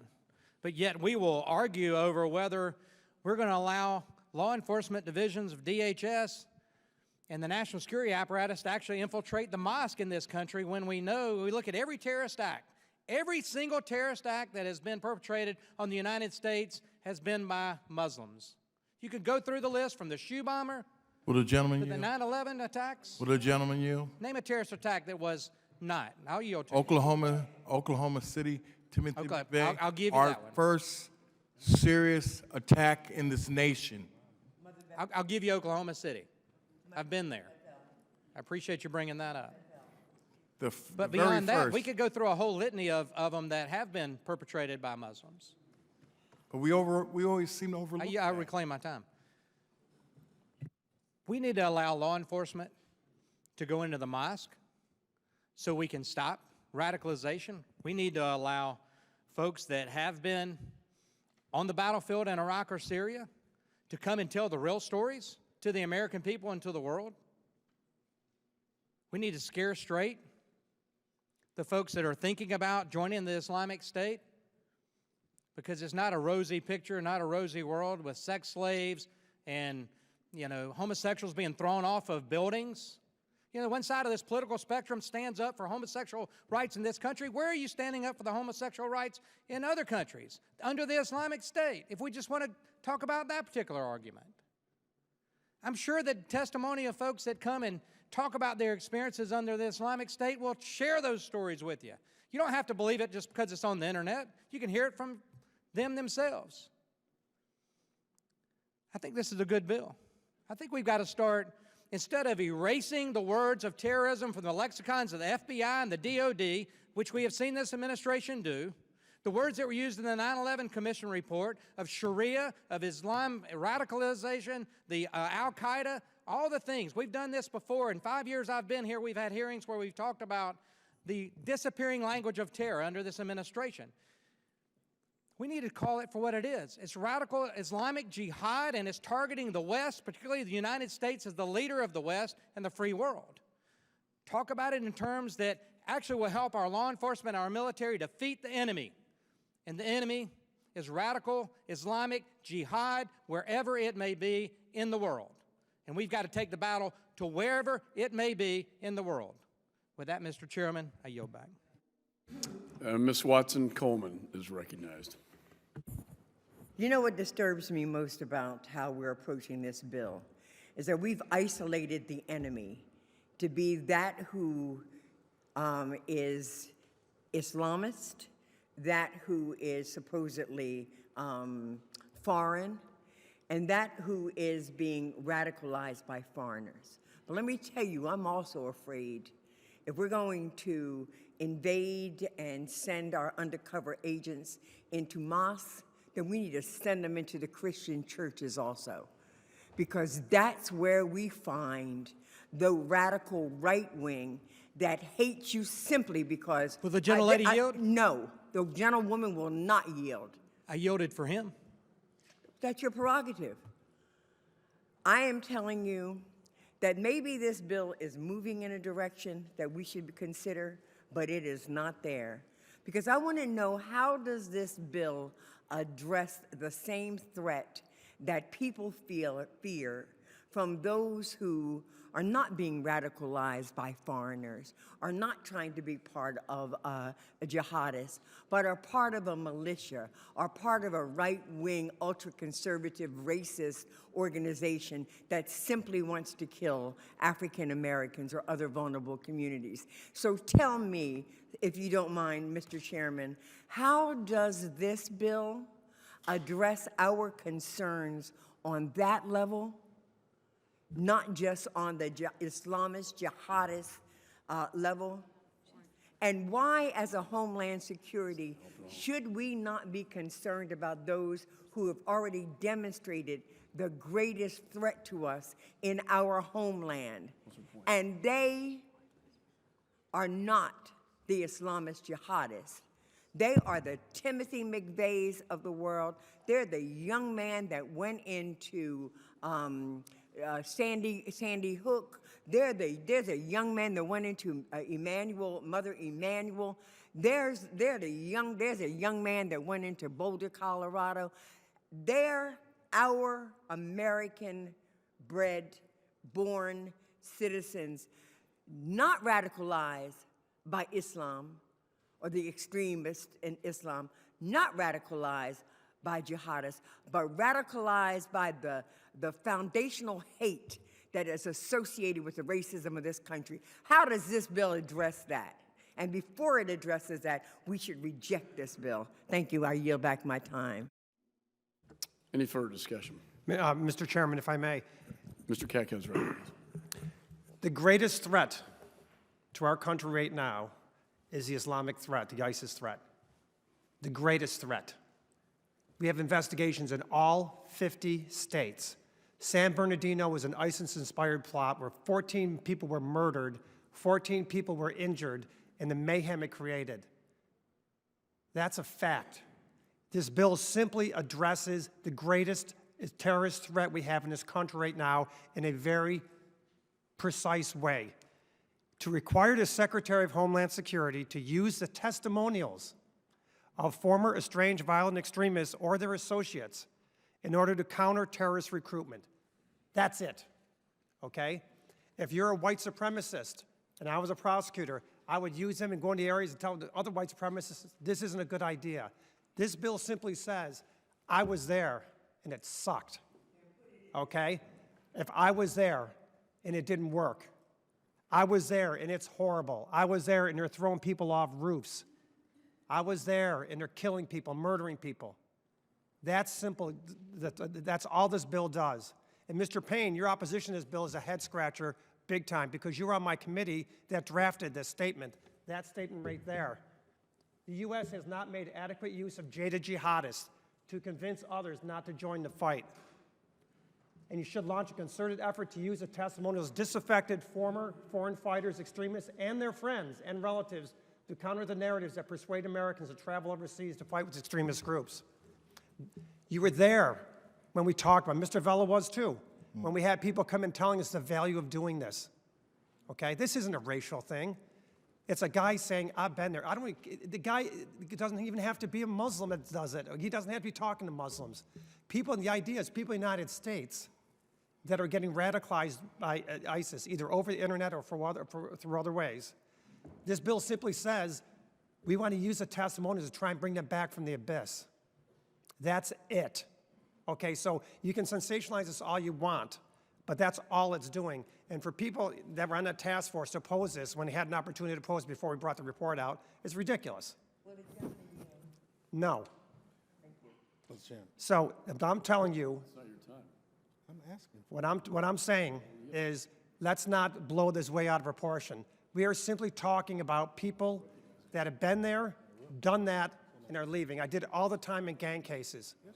If it was an Hispanic gang, I took an Hispanic banger from that community. They went back in and talked to the gangbangers. If it was a white gang, we did the same thing. You can't, if you want to learn how to bake bread, you got to talk to the guy who knows how to bake it, all right? These guys have been there. They're talking. That's all this bill does. So everything else you're talking about is, to me, sensationalizing something for no reason. And let's not forget the backdrop of this. 50 investigations, investigations in all 50 states. Major threats, major terror plots were stopped on the 4th of July, 5 of them. And anybody who goes down to the SCIF knows the seriousness of the danger we have. So let's not forget about the context in which we're doing it. We should use every tool in our arsenal, and this is just one of many, to stop this. Because God forbid if we don't do everything we can and something bad happens and we could have stopped it. Now, that guy who just came back from ISIS territory, and he said how bad it was. Think of the value of him coming back saying, I've been there. I've seen it. And they don't represent Muslims. They don't represent the Islamic faith. They've bastardized it, to use someone's term from earlier today. That's gold. I'm telling you, from a law enforcement guy who's done it for 20 years, that is gold. And that will do more than 1,000 wiretaps and do more than 1,000 public service campaigns from people who don't know what they're talking about. So just keep that in mind, okay, what we're talking about here, folks. We're talking about a very simple concept. Using people who have been there to tell them it isn't as good as you don't buy the garbage you're selling. That is it. I yield back, Mr. Chairman. Mr. Chairman. Mr. Chairman. Since my colleague has specifically addressed something that I said, may I have a moment? Well, I have to control the time. The ranking member would like to be recognized. He may yield time to you. Okay, thank you. Thank you. I'll yield to the gentlelady from New Jersey. Thank you, Mr. Ranking Member, and thank you to my colleague, Mr. Katko. And, you know, I really just want to kind of bring to my colleague's attention as well as to the committee's attention something that gets far less attention, and that is that the number of open investigations of anti-government and militia groups grew by more than 1/3 in 2015 alone. And so while I am very concerned, I am extremely concerned about any threat to our homeland by anybody, my problem here is that this bill doesn't address everybody. It only addresses somebody. And so it perpetuates this stigma that's associated with just a group of people who happen to be from the religion of Islam. And so if we are concerned, and if my colleague did indeed use his prosecutorial discretion to prosecute those who were associated with other groups and cartels, I don't understand why my colleague or anyone else on this committee would have a problem with our opening up the definition of who we're talking about when we speak about violent extremists. And I now like to yield back to my ranking member, Mr. Thompson. Thank you, Mr. Thompson. Thank you very much, Ms. Watson-Coleman. One of the concerns and the reason you're hearing from the members is all of us are Americans. We care about this country. Some of us see this bill as a vehicle to look at the whole terrorist threat that we are under and not single out one group. The documented threat is on the domestic threat. The danger, the killings that have occurred far greater than any other threat is on the right-wing domestic side. And what we're saying is we just need to add everybody to the bill. Now, we all know about Charleston. We know about Denver. We know about the school shootings. All those were not people radicalized by some religion. Those was just some crazy right-wing people who want to do harm to Americans. Let's include those groups as we look at the people who try to do us harm, not single out a particular group. Let's just look at everybody. And our effort is to broaden the look. Would the gentleman yield? Would you include the Black Panthers and some of their recent statements in that group? Absolutely. Okay, thank you. If and they are being watched, I'm certainly are. I want you to understand. For decades. You know, so I'm not trying to exclude anybody. So I want you to understand. Any group that's trying to do harm, then I want us to have a microscope on them. I want to talk to disaffected people. It doesn't matter who they are. And rather than single out somebody as the only threat to this homeland is disingenuous on the overall threat. So that is our concern, and the reason we're raising that concern is the bill is less than 2 days old, no hearings, no testimony, no witnesses. And so what we're trying to do is the only way the rules allow us to do is to amend the bill. And so if amending the bill to make it better is perceived as somehow trying to destroy the bill. That's not who we are. Ms. Watson Coleman, Ms. Jackson Lee, everybody who's offered a response to any of these bills have tried to make it better. And so that's all we're trying to do. So if there's a Christian who is of a philosophy that is dangerous to this country, we ought to make sure that they're investigated like everybody else. And if that is the case, then all we have to do is include that language in this bill, and that part of the unreadiness is done. And with that, I yield back. I'd just like to make a comment. The bill says violent extremists. The title was originally Jaded Jihadist. It is not that. Right now it's Combating Terrorist Recruitment Act. And let me just say, we've had numerous hearings on this topic. We had numerous hearings on the bipartisan task force on this topic. And we reached out as late as last night to the Democrat staff to try to resolve this in a spirit of good faith, and they did not respond to the majority staff's calls. And I want that to be on the record. With that, I recognize Ms. McSally. Thank you, Mr. Chairman, and thanks for pointing that out. I mean, since we were so interested in reading bills earlier, if we just look at the text of the bill, this is simply what it says. The Secretary of Homeland Security shall incorporate, to the extent practicable, into Department of Homeland Security efforts to combat terrorist recruitment and communications, the public testimonials of former or estranged violent extremists or their associates, including families and friends. Such efforts may include the following: counter-messaging of foreign terrorist organization communications and narratives, related community engagement, and public education efforts. And then there's a coordination paragraph. There's no group named in here. There's no group not named in here. This is about countering extremism and countering terrorism. Now, it just so happens that, I'll speak for my district, but in the role that we're in this committee and the Armed Services Committee, most people I talk to are concerned about ISIS as the largest growing and metastasizing threat to our security. We have known 38,000 foreign fighters that have traveled from 120 different countries. This bipartisan task force did a deep dive into these issues, working with our colleagues on both sides of the aisle, the investigations going on, the territory that they have growing now into Libya. This is a threat that is not going away overnight. It is a generational threat.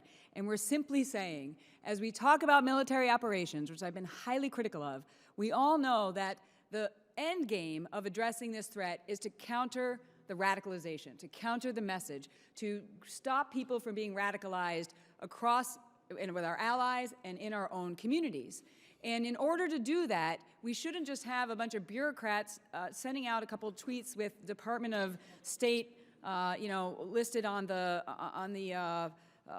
disclaimer. We need to take the stories of the people who started to become radicalized and realize the violent, extreme sexual slavery that the girls that are going over there are participating in and being enslaved by, to tell those stories. We all know there's nothing more powerful than a testimonial, than hearing from somebody who has bought into it and then realized what this organization is.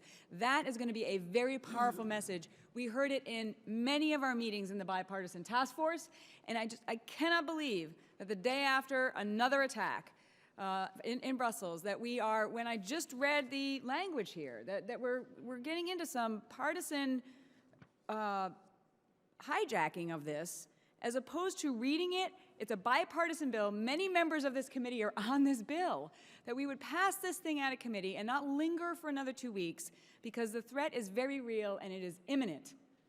And it would be a dereliction of duty if this committee were unable to move this thing forward because of other shenanigans that are happening here today. And Will the gentlelady yield? The remainder of my time. I yield back. Mr. Chairman. Mr. Chairman. I have to go. I believe Ms. Jackson Lee. Okay. You may want your own time, but I'll be happy to yield. Let me just say to the gentlelady, I believe we really are on the same page. I was just reading an article about the Sikh temple where a white supremacist came in and killed a number of Sikh. I think we all know that. But let me, I wanted to appropriate, without disrespect, I want to call you Colonel, but I didn't know what your rank was. I thought it was. So let me acknowledge this, first of all, for your service. I cannot equate the work that I've done with the service of men and women in the United States military. It just so happened I had to step away because I was fighting for disabled vets to get some transportation benefits in my own city of Houston. I respect the service that you've given. And I think you make an important point that the Americans' minds are on the heinous tragedy of Brussels, and as well, having come on this committee as my ranking member did, as I said earlier, in the shadows of 9/11, having been on these grounds in the United States Capitol when the Pentagon was hit, and the mass confusion that generated, and seeing the light years, the years that we've come, we have to be unified around this issue of terrorism. But as I read the bill, and I know that the ranking will have an amendment, I don't really see this as being shenanigans or partisan. And I think you made the point that the people you talk to, and that's what's so wonderful about the People's House. We all represent different districts, but we are certainly unified around this flag. We love this nation, and we will stand in the gap for this nation. And we will fight for this nation, as you've done, and those of us who are civilians have tried to do. But I think there is a simple remedy, because you're right. The chairman has already changed the title. Let me compliment him on that. But when you read it, and it says combat terrorist recruitment, one could put in the word all, but I know my colleague is going to offer an amendment that doesn't skew this bill in any way. And it then, in the subsets of 1 and 2, language could be all terrorism or all forms of it, etc., would not skew this bill at all. The messaging could be the same, and that is that we are here standing up. We're doing what the American people expect for the Homeland Security Committee to do, and we've done it well in a bipartisan fashion, and that is that we've come together and embraced all forms of terrorism to oppose it, not to stigmatize any faith, religion, or group, but to stand against the heinousness and the dastardliness of these acts. Now, I went to the floor and said, we got to do something more. We got to now, I think, go back the old-fashioned way and embed human resources, human elements into these cells and a little bit more. Maybe we've shortchanged our friends that do that too much. But I think in this instance, you have to take our experience. So in my district, as they come together in mourning on this issue, this multicultural district that I have in Houston, Texas, speaks 98 languages, at the same time, when Mother Emanuel occurred, they felt terrorized. And we're about Homeland Security and terrorism. And I don't think it diminishes what we're doing by acknowledging that someone goes to a Sikh temple and kills how many people out of a terrorist act. Let me, do you wish me to yield, Mr. Payne? Or, okay, so let me conclude my remarks by just saying I think there is a common ground, and I think there is a way for us to make this strong statement. Let me also conclude by saying I'm proud of this committee because we do have a passion for protecting the homeland. And I've always thought that when America is in her worst moment, mourning others or thinking about terrorist acts, the committee here, Homeland Security on the House side and the committee on the Senate side, will be the committees so named to be the armor along with armed services and others, but Homeland Security is what they're asking us to protect them from the dastardly deeds and thoughts that may generate deeds of people who come to this horrible point of doing harm, terroristic acts, no matter from where they come from and whatever thought they have to deal with it. So I hope we can have common ground. Mr. Chairman, I yield back my time. Chair recognizes Mr. Walker. Thank you, Mr. Chairman. I don't offer a lot of feedback, do more listening as a new member of Congress, but I would have a problem ignoring one of the comments that were made, and I feel like they need to be addressed due to this bill's language, that we also need to send agents into Christian churches because of the radicalization that's going on there. I've been to Brussels, Belgium. We've had teams in 10 different refugee camps in the country of Belgium, out of Christian organizations. And I will tell you this, I'd be hard-pressed to think of any Christian organization that is doing any kind of radicalization, specifically like we're seeing in ISIS with 49 different languages, with 4 social media campaigns. I also have missionary friends who have seen firsthand what is happening to these young girls to the hands of these radicalized people. It is atrocious. It is our highest priority. That is not to cheapen what we've seen with the Timothy McVeighs, and we should acknowledge those terrorist acts that do take place in our own soil. But to draw a line to the Christian faith, that there's any kind of radicalization that's going on to this level or even close, I'm grossly offended by that, and I would hope that we would consider using that kind of language that incites more than subsides. I appreciate Ms. Sheila Jackson-Lee's tone and her spirit of wanting to work to a common ground here, but I do believe that we need to pause and think about inciting that kind of rhetoric that would accuse Christian organizations of needing agents in there to squelch the radicalization that's going on there. I'm just concerned about that, and I would hope that we would do better in our language moving forward and certainly pass this piece. With that, Mr. Chairman, I yield back. Well, any further discussion? Ms. Watson-Coleman is recognized. Thank you, Mr. Walker, because I was not trying to infer that there was the Christian church or the Christian organizations that were doing that. And I don't think that anyone's trying to infer that the mosque are doing it, but there are people within the mosque that they're concerned about.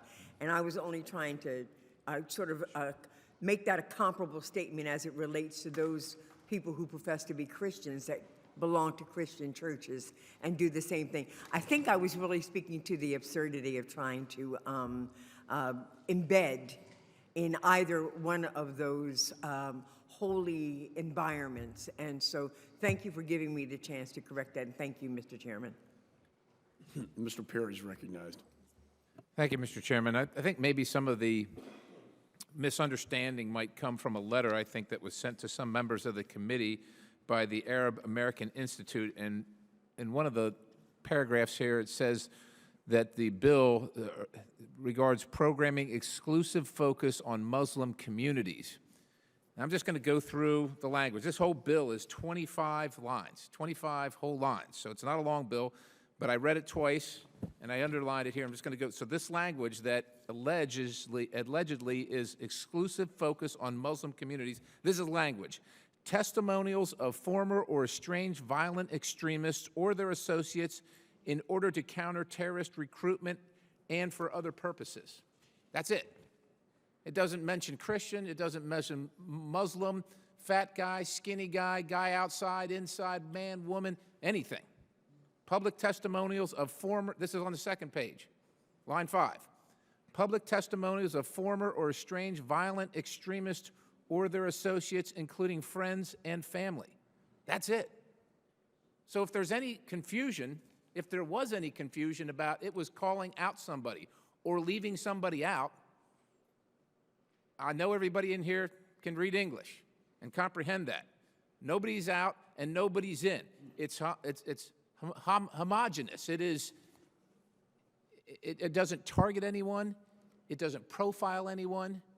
It just says, if you're part of this program here, no matter where you came from, no matter who you are, no matter what your name is, no matter what your background is, and you want to exercise your right to free speech in America and give a testimonial and tell your story about what happened to you and how you were misled, God bless you, go ahead and do it. That's all this says. And I wonder, I imagine each one of you, when these attacks happen, whether it's in San Bernardino or Chattanooga or Brussels or Paris, and you see your constituents out at the grocery store, at the gas station, they say, what are we doing? When's this going to stop? What's happening? When we go home and we say, well, we were going to let people talk about it, but somebody said we couldn't. We can't let them talk. We can't let them tell their story. I don't know how you're going to tell, I don't know how you're going to explain that, but I'm not going to be in that position. I don't understand the opposition based on the English language, a couple lines in the bill, the first page on a 25-page bill that I just read twice, that doesn't call anybody out, doesn't make exclusions for anyone. And so I would just urge everybody to dial down the tone here disregard this letter that whoever got that says it provides an exclusive focus on Muslim communities and read the bill. It's not 2,000 pages, it's 2 pages. It's not even 2, it's like 1 point something, right? Read the bill, and you can go home and tell folks, and look, I got friends that are in the Muslim community in the district I represent, I'm privileged to represent, and if they say, well, you're picking on us, you did this, I will go show them this and say, sir, ma'am, please help me, because you're at as much as risk as I am. As a matter of fact, you may be more. I am not a Muslim.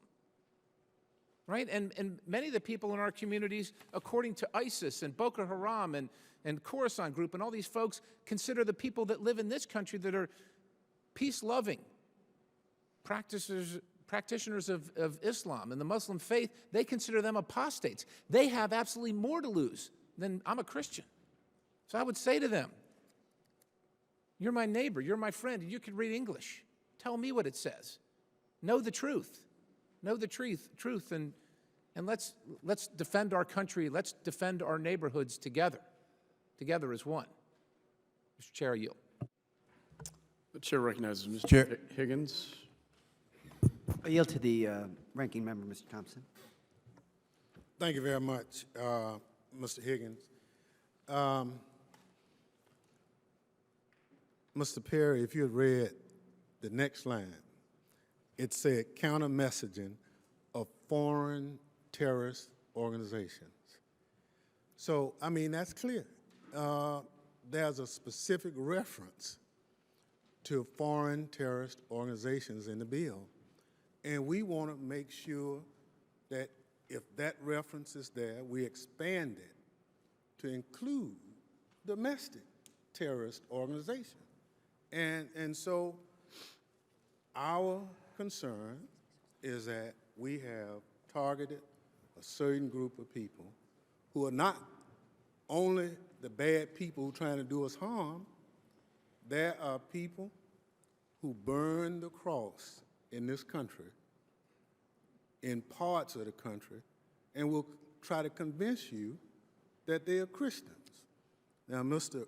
Richmond has an amendment that's going to identify some of those organizations. They are threats to this country. So I think in the interest of fully vetting all of the issues that are out there, let's just include everybody. Would the gentleman yield just for 1 second? I got one quick question of you, Mr. Thompson. If you took the word foreign out of that, would you have a problem with the bill? Well, it would just say terrorist organizations. Well, that's making it better. That's absolutely one of the concerns that we've had. But if you do that and there's nothing, what else is there? Well, but that gets us. Because I guess when I'm looking at the bill, if you take the word foreign out, you have nothing but terrorist organizations. Doesn't delineate foreign or domestic. Doesn't say what anything. It's wide open. And why wouldn't that be enough? Well, that would be enough for that particular amendment that we have to offer, and that's what we're trying to say. The Democrats really did not have the time necessary to do it. We worked hard, and again, we have crafted what we think are amendments that make this bill better, and individuals have spoken to that. And again, we want to just expand the reach so we include everybody. At this point, you've targeted a reference in the bill to foreign terrorist organization. And that, for a lot of the members on the Democratic side, has said that there are individuals who are left out. I understand it, but if you take the word foreign out, where's the problem? Well, then, isn't the problem solved? Well, then we'll have to get the amendment to do that at that point. That's what I'm trying to tell you. Right, but if you take that word out, one word, now, what's the problem? Well, we're discussing the whole bill, not the amendments. I'm just understanding if you take that one word out, it doesn't delineate any organization, so therefore it applies to all of them. And again, the same thing as Mr. Richmond had in terms of his. When we get to that point, we'll be happy to do it. And that's a wise recommendation, one that we'll consider. But we haven't even gotten to the amendments.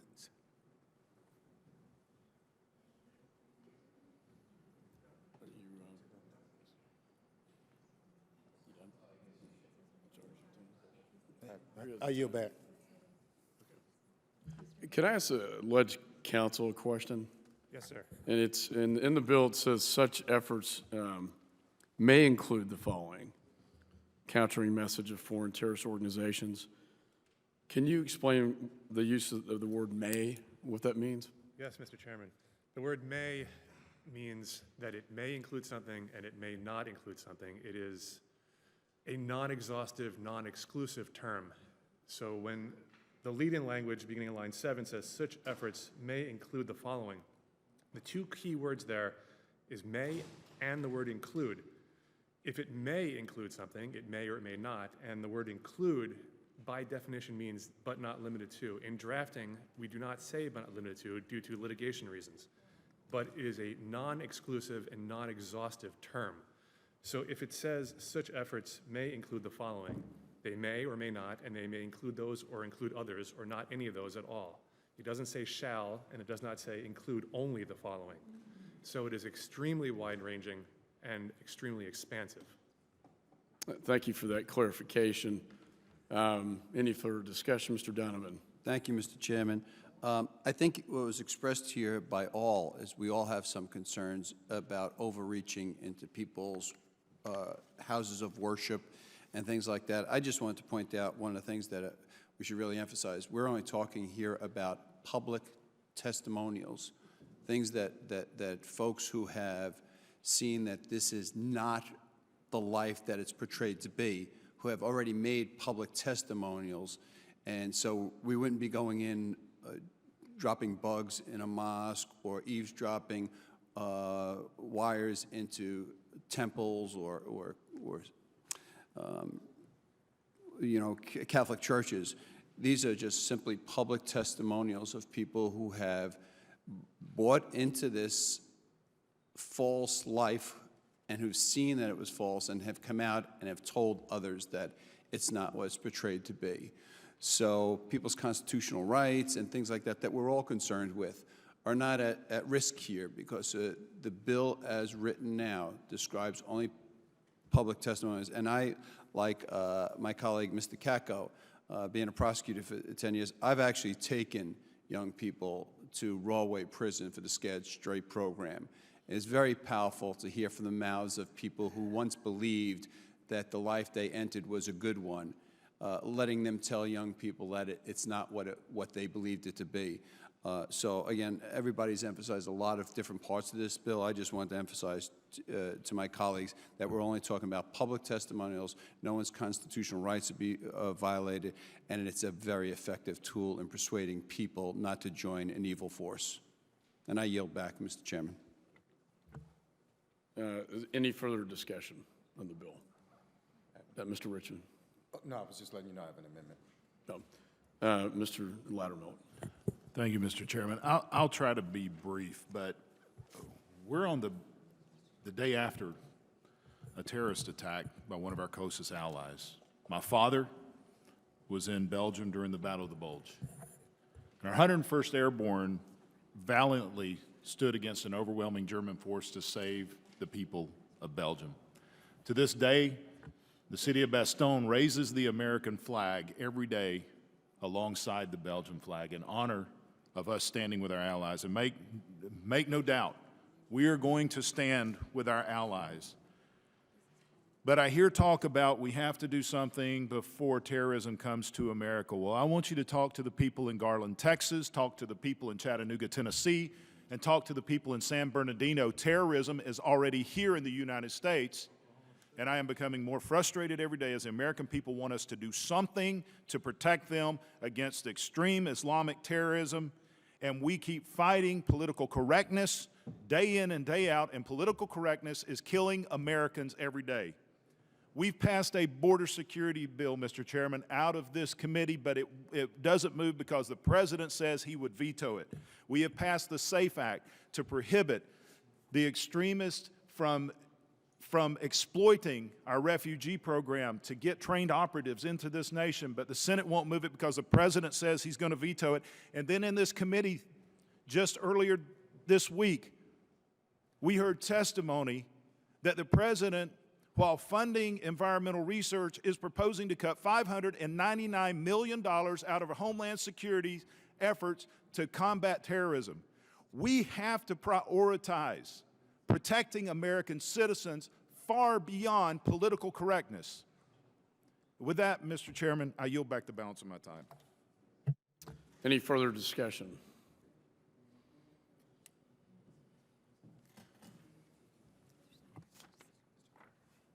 I'm sorry, Mr. Carter?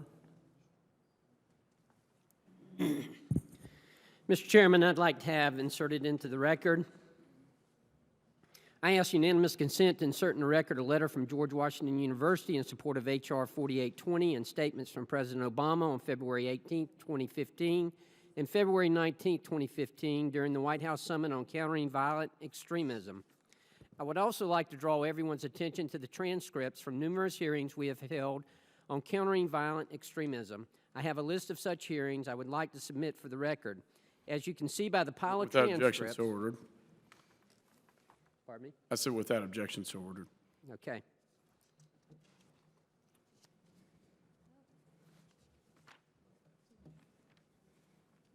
And does the gentleman have anything further? If I could finish, Mr. Chairman? I'm sorry, I Okay, thought you were okay. entering into the record. All right, I was. letters. Thank you. Is there- As you can see by the pile of transcripts, there's been extensive discussion in this committee on this topic. I would also like to draw everyone's attention to the committee's task force on combating terrorists and foreign fighter travel report, the Homeland Security Advisory Council Foreign Fighter Report, and the Institute for Strategic Dialogue Countering Violent Extremism report. These documents all make the case in support of this bill. And I yield back, Mr. Chairman. I thank the gentleman. Any further discussion? I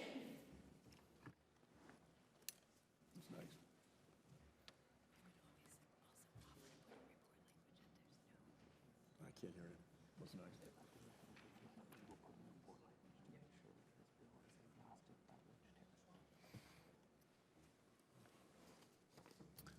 Is there any further discussion on the bill?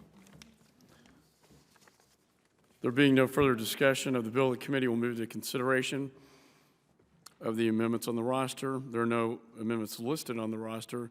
Does anyone wish to offer an amendment to the bill? Mr. Chairman? Mr. Katko is recognized. Mr. Chairman, I have an off-roster amendment and the motion of a substitute at the desk, and I ask for its consideration. The clerk shall report and distribute the amendment. Amendment in the nature of a substitute to H.R. 4820, offered by Mr. Katko. Without objection, the reading of the amendment is dispensed with. Gentleman from New York is recognized. Mr. Chairman, I'll be very brief. In the last paragraph, it simply deletes the phrase to the extent practicable on lines 16 and 17 and replaces it with the term as appropriate. That's the only change. And with that, I yield back. Is there any further discussion on the amendment?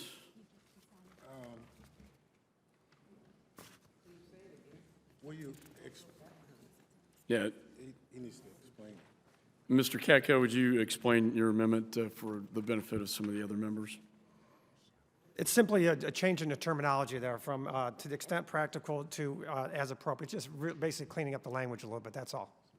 Are you referring to the language that Mr. Richmond was referring to? No, the language in the coordination section in subsection B, No.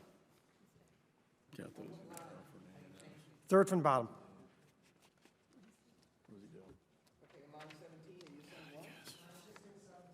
Excuse me, line 16, 17, it deletes to the term to the extent practicable and inserts in there the term as appropriate. Yeah. That's all. Okay, is there any further discussion of the amendment? Are there any amendments to the amendment in the nature of a substitute? Mr. Richmond's recognized. Mr. Chairman, yeah, Discussing that, or are you going to amend his? I'm offering an amendment. Mr. Chairman, regular order, I have an inquiry, parliamentary inquiry. Mr. Katko just offered an amendment. Are we moving on that amendment, or it is going to be a secondary amendment? Mr. Richmond is going to have a separate or secondary amendment to Mr. Katko. As I understand, the ANS does not require major change to the bill, so any amendments adopted will be incorporated to that text. And so what happened to Mr. Katko's change or amendment? Is that an amendment? It's a pending amendment. Okay, so we have not discussed it, and it's just sitting there? Correct. And so then Mr. Richmond will have, his is an independent amendment, having not concluded. Well, it would Mr. be, Katko. I said, are there any amendments to the amendment in the nature of substitute? Right. Are there any amendments to the ANS? And so Mr. Katko is amending what? The ANS? The entire bill. Okay. Have we concluded Mr. Katko's amendment? That's what I'm trying to find I out. have no further discussion on it. His amendment is pending. Right. And again, the question is, are there any amendments to the amendment in the nature of substitute? Yes. Okay. And we have Mr. Katko, Mr. Richmond, and then others. And so, Mr. Chairman, Mr. Katko just offered this small change, and we've not brought closure to it. That's what I'm trying to. That is, the generally is correct. Okay, and I'm just trying to move us to that point. So,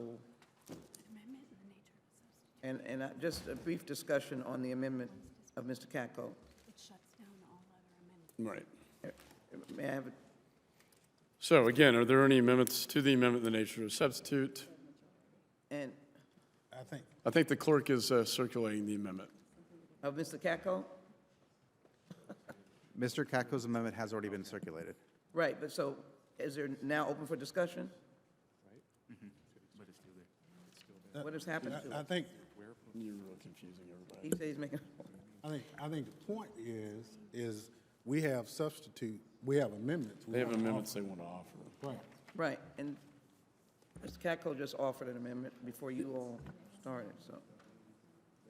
I don't know what his, sorry, Mr. Richmond, I'm just trying to get clarification. The point is, this is the appropriate time for you to offer your amendments. Right.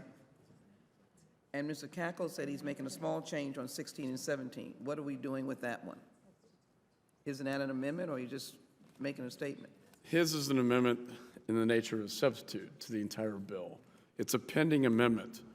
Okay. And now I've asked if there are any other amendments to the amendment in the nature of a substitute. I will yield. Which basically his amendment will, that's the entire bill. Now, if there are other amendments. So you will discuss As I his. understand there are. Yeah. Now's the appropriate time for the court to circulate the other amendments. Right, and And I would also make the similar request that these amendments be made en bloc in courtesy to the members who have flights that need to leave town. an ongoing parliamentary inquiry, Mr. Chairman, so we will handle Mr. Katko's after the other amendments? Is that my understanding? It is a No one- pending we have not amendment that voted- he can exercise. We've not voted on his amendment. No, we have not. Okay, and we'll have that chance? Correct. I just have a comment on his amendment. I recognize the lady for her comments. Ms. Katko knows we're friends, and I appreciate it. I don't understand the difference between to the extent practical as appropriate. I don't. Well, I misspoke. I said earlier, it inserts a term as appropriate and to the extent practicable. So I apologize for Okay, Secretary. misspoken. So it just inserts a term as appropriate. Okay? Okay, so as appropriate and to the extent practical. And do you, so then let me pose this concern that I think continues with the comment that Mr. Richard made earlier, but I think it's appropriate here. Doesn't as appropriate answer all of those, and then to the extent practical just weakens it? Because when we think about terrorism and fighting terrorism, everything has to be, you have to go the extra mile to make it work. And so do you want the words to the extent practical, or can you just say as appropriate? That'll answer the concerns of, working with, coordinating with others. To me, it does just leave a door that's not necessary if you're putting the words as appropriate. You answer all the concerns, federal departments and agencies as appropriate, comma, engage in a governmental interruption, such and such.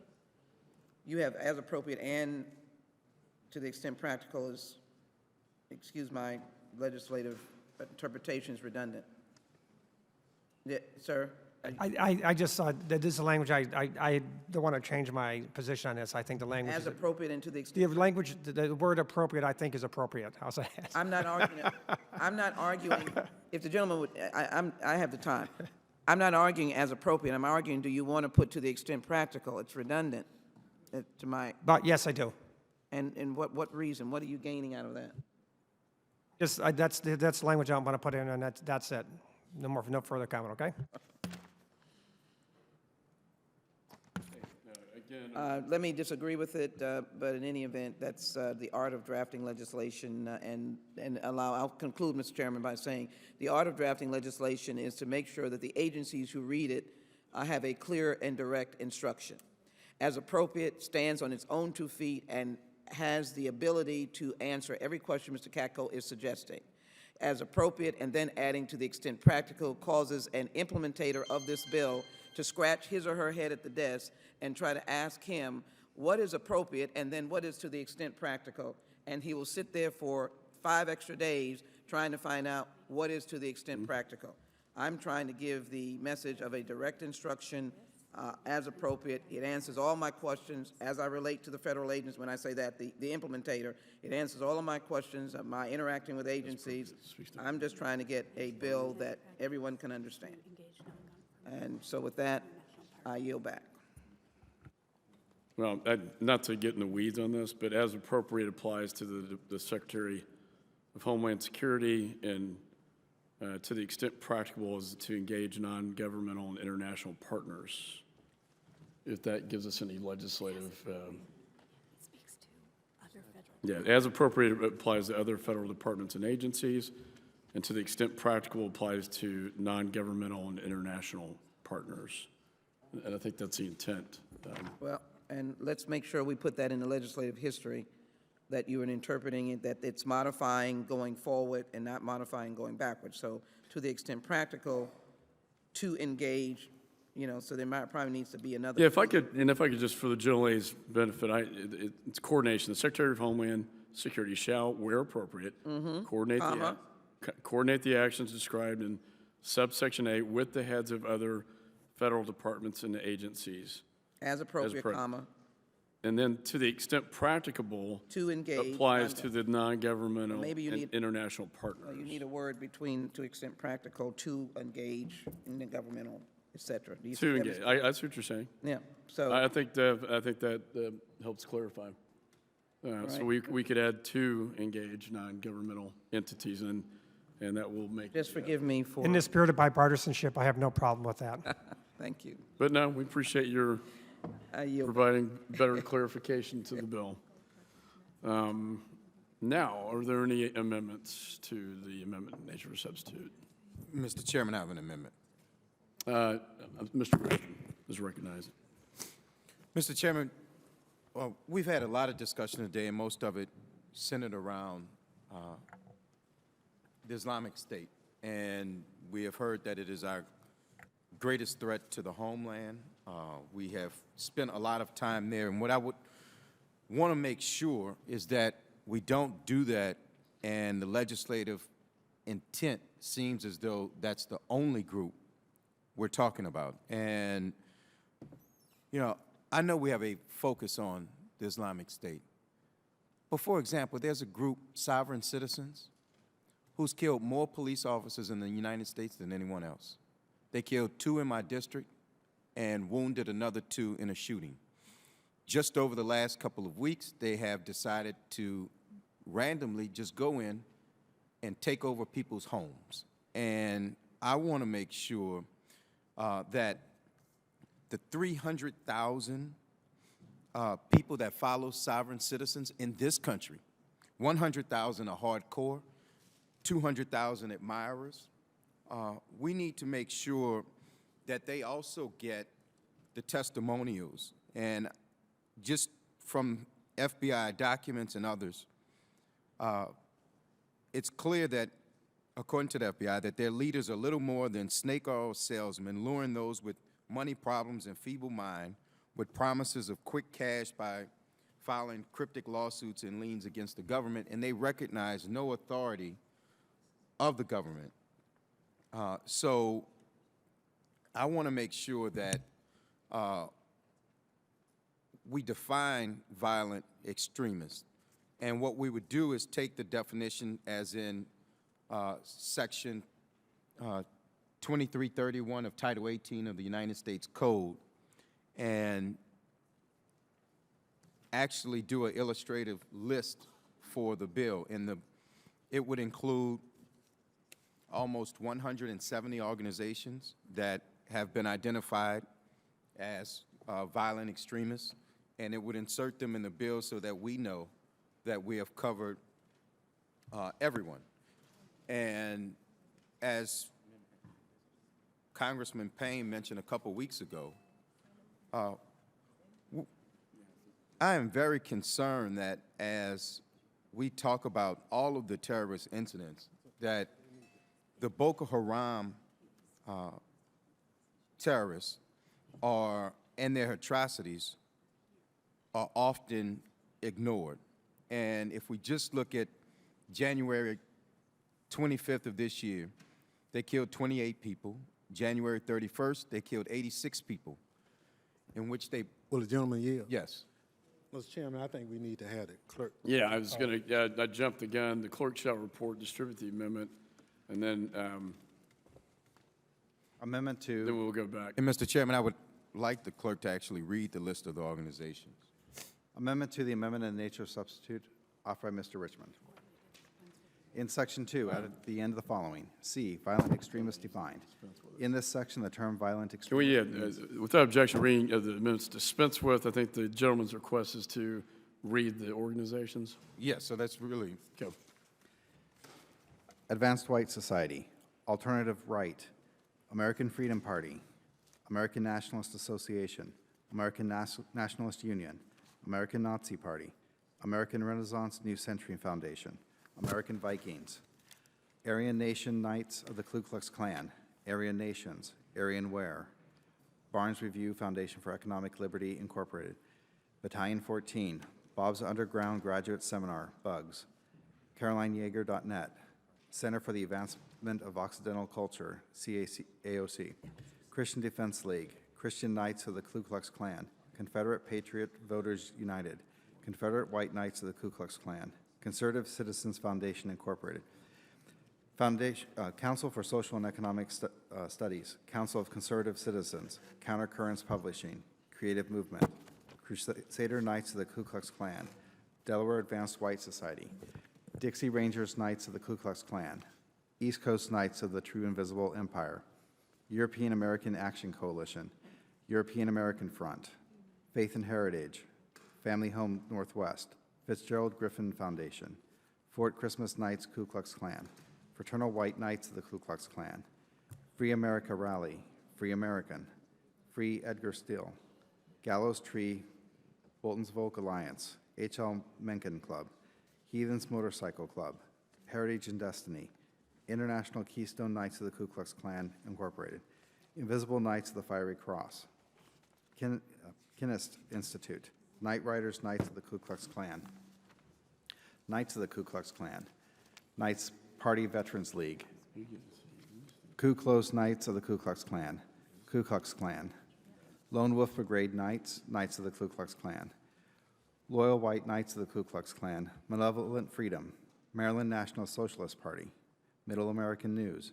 Mississippi White Knights of the Ku Klux Klan, Majestic Knights of the Ku Klux Klan, National Alliance, National Association for the Advancement of America, National Policy Institute, National Socialist Freedom Movement, Nationalist Socialist German Workers' Party, National Socialist Movement, National Youth Front, Nationalist Coalition, Nationalist Movement, New Century Productions, A Conversation About Race, New Empire Knights of the Ku Klux Klan, New Order, North Mississippi White Knights of the Ku Klux Klan, Northwest Front, NS Publications, Occidental Descent, Occidental Quarterly, Charles Martel Society, Order of the Confederate Brotherhood Knights of the Ku Klux Klan, Pacifica Forum, Patriot Flags, Pioneer Fund, Pioneer Little Europe, Protestant White Nationalist Party of Kentucky, Uncreated Light, Racial Nationalist Party of America, Radix Journal, Red October, Revolutionary Order of the Aryan Republic,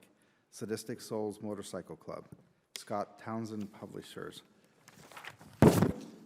Soldiers of the Cross Training Institute, South Africa Project, Southern European Aryans League Army, Stormfront, the Creativity Alliance, the Daily Stormer, the Forsaken Motorcycle Club, the Political Cesspool, the White Voice, Third Reich Books, Traditionalist American Knights of the Ku Klux Klan, Traditionalist Youth Network, Indiana University, United Klans of America, United Northern and Southern Knights of the Ku Klux Klan, United White Knights of the Ku Klux Klan, V-Dare Foundation, Voice of Reason Broadcast Network, Washington Summit Publishers, Whitaker Online, White Advocacy Movement, White Aryan Resistance, White Boy Society, White Camilla Knights of the Ku Klux Klan, White Man's March, White Rabbit Radio, White Student Union of Tarrant County, World View Foundations, WTM Enterprises, Abu Nidal Organization, ANO, Abu Sayyaf Group, ASG, AM Shinikoro, AUM,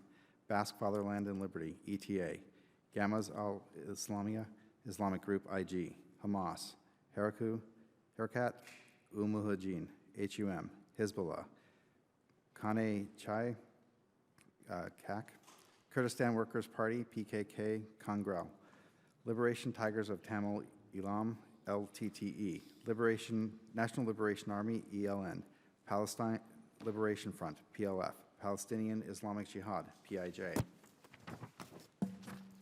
Popular Front for the Liberation of Palestine, PFLF, PFLP General Command, PFLP GC, Revolutionary Armed Forces of Colombia, FARC, Revolutionary People's Liberation Front, DHKP-C, Shining Path, SL, Al-Qaeda, AQ, Islamic Movement of Uzbekistan, IMU, Real Irish Republican Army, RIRA, Jaish-e Mohammed, JEM, Lashir-e Tayeb, LET, Alaska Martyrs Brigade, AAMB, Ashbat al-Ansar, AAA, Al-Qaeda in the Islamic Maghreb, AQIM, Communist Party of the Philippines, New People's Army, CPP, NPA, Jemaah al-Islamiyah, JI, Lashkar-i Jangov, JL, Ansar al-Islam, AAI, Continuity Irish Republican Army, CIRA,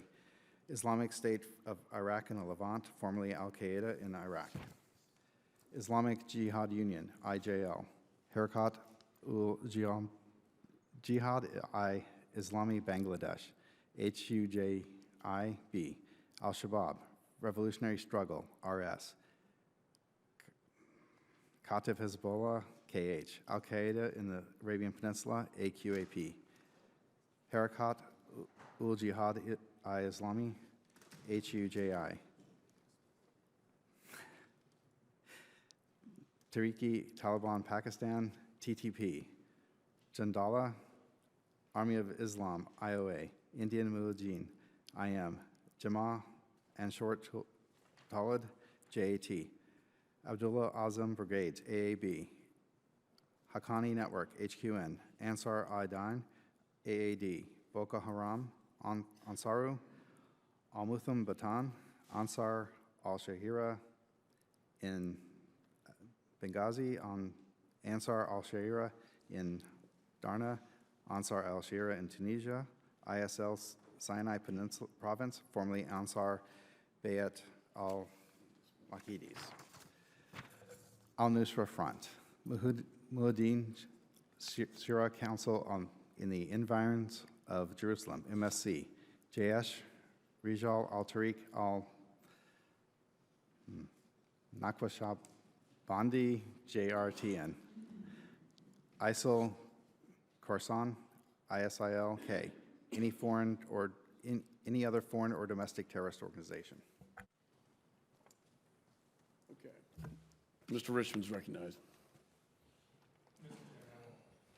Mr. Chairman, I won't rehash what I said earlier, so I'll just adopt what I said earlier, but I think it's very important, especially in my district, that we include groups such as sovereign citizens and others that are domestic terrorists who are recruiting members using false information and promises of riches and all those other things. So for those reasons, I would ask that you support the amendment. Okay, is there any further discussion of the amendment?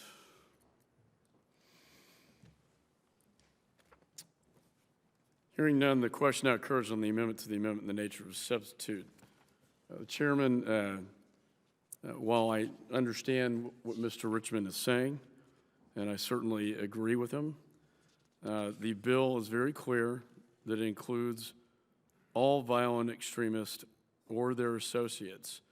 It is not the intent of this legislation to limit this to just this group, and it also could preclude any future violent extremist groups in the future.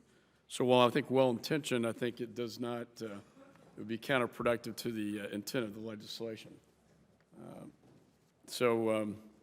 All those in favor of this amendment signify by saying aye. All those opposed signify by saying no. No. In the opinion of the chair, the noes have it. The amendment to the amendment nature substitute is not agreed to, and a recorded vote has been requested. Clerk will call the roll. Mr. Smith. Mr. King. Mr. Rogers. No. Mr. Rogers votes no. Mrs. Miller. Mr. Duncan. Mr. Marino. Mr. Barletta. Mr. Perry. Mr. Perry votes no. Mr. Clausen. Mr. Clausen votes no. Mr. Katko. No. Mr. Katko votes no. Mr. Hurd. Mr. Carter. No. Mr. Carter votes no. Mr. Walker.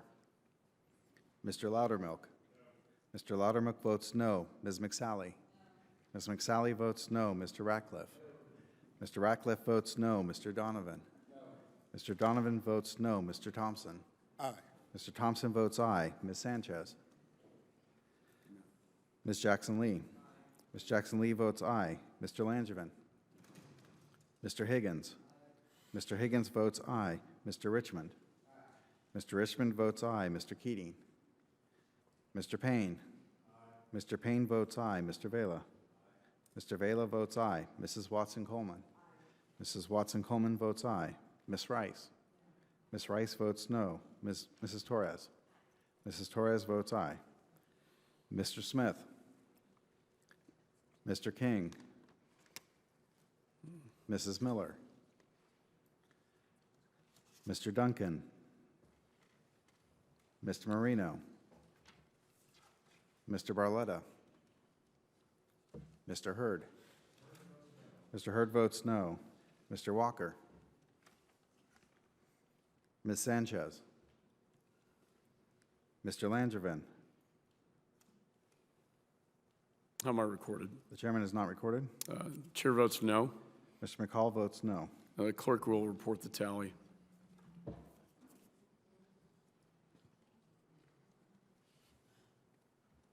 Mr. Chairman, on that vote, there are 8 yeas and 12 noes. The opinion, I guess the noes have it. The amendment is not agreed to. Are there any additional amendments to the amendment in the nature of a substitute? Mr. Chairman, I have an amendment. Okay. Let me ask the ranking member, how many amendments does the minority intend to introduce?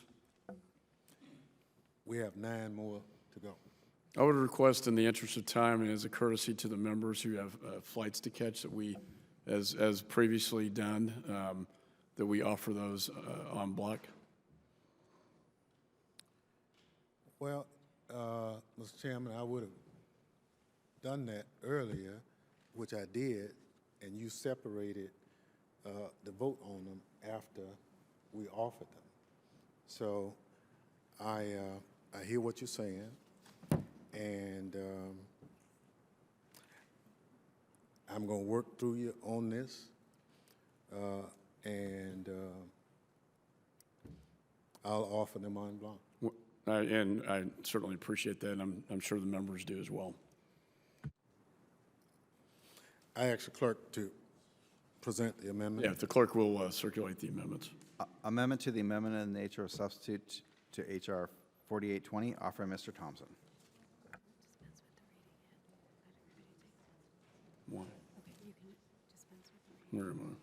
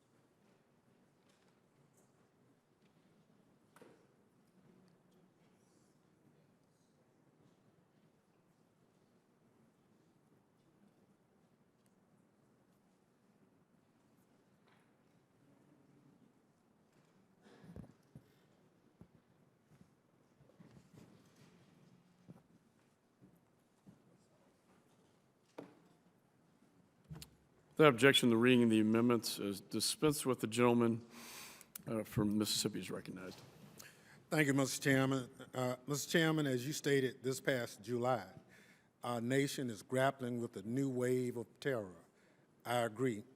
From Boston to Charleston, there have been a string of assailants operating within our communities and living among us. They have plotted to cause mass harm in the name of violent extremism and hateful ideology. Much has been made of the fact that there are open investigations of ISIL in all 50 states. What gets far less attention is that the number of open investigations of anti-government and malicious groups grew by 1/3 in 2015 alone. We cannot afford to turn a blind eye to threats posed by any terrorist group or organization. Therefore, it's imperative that DHS use testimonials from violent extremists involved in all forms of extremism. As a congressional oversight body, it's our constitutional duty to ensure that DHS carries out this program in an effective way that is consistent with the threats posed to the nation. My amendment is straightforward. It would require DHS to collect public testimonials from former or estranged violent extremists to counter-message not just foreign terrorist organizations, but also domestic terrorist organizations.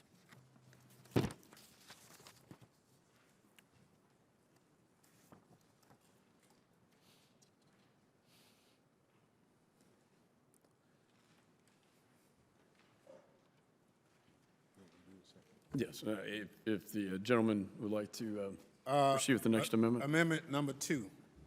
Mr. Chairman, this amendment requires that the Secretary of Homeland Security to submit a report explaining how each former or estranged violent extremist or their associates is identified for participation in the department's efforts to collect testimonials for its counter-messaging and community engagement efforts. As the chair of the committee, I'm sure you would agree that it is essential that we conduct proper oversight over how the department carries out the new activities that the bill before us directs DHS to commence. I'm sure you can appreciate the sensitivity of having individuals from the Office of Community Partnerships, which has no law enforcement authority, directly engage and interview terrorists and those who have aspired to become terrorists. Certainly, the informal feedback that has been furnished to the committee indicates some concern on the part of DHS about whether they would be responsible for obtaining testimonials from informants or individuals subject to future prosecutions or investigation. Therefore, this amendment would ensure continuous reporting that this committee could monitor how the department goes about collecting information. This is a common sense amendment. If we're going to require the department to collect the testimonials of those who may have committed reprehensible acts of terror, we should have some insight into their process.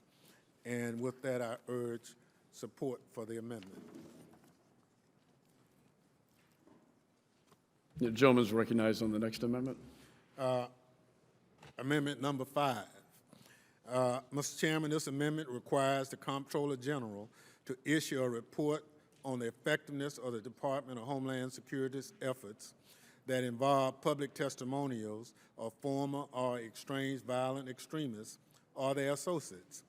The duties of the underlying bill are new territory for the department, as indicated in the department's informal feedback.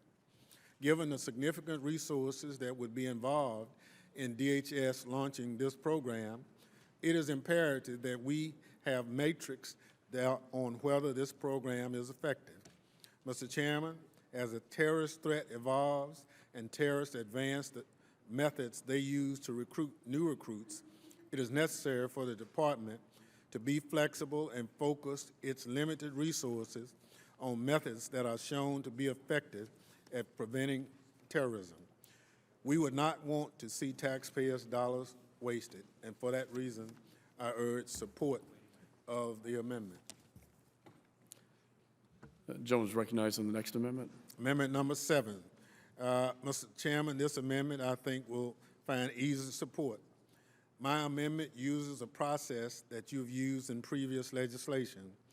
It will require the DHS Secretary, the Attorney General, and the FBI to take all actions available to ensure that each former or estranged violent extremist or their associates who agrees to provide a public testimonial receive a thorough background investigation.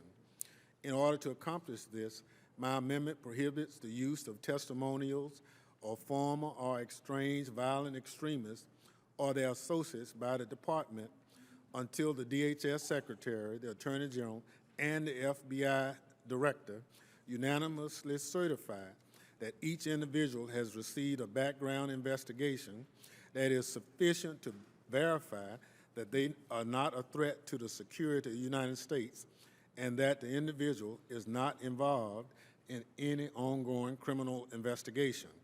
Further, my amendment will require the department's Inspector General to conduct an annual risk assessment based on all certifications.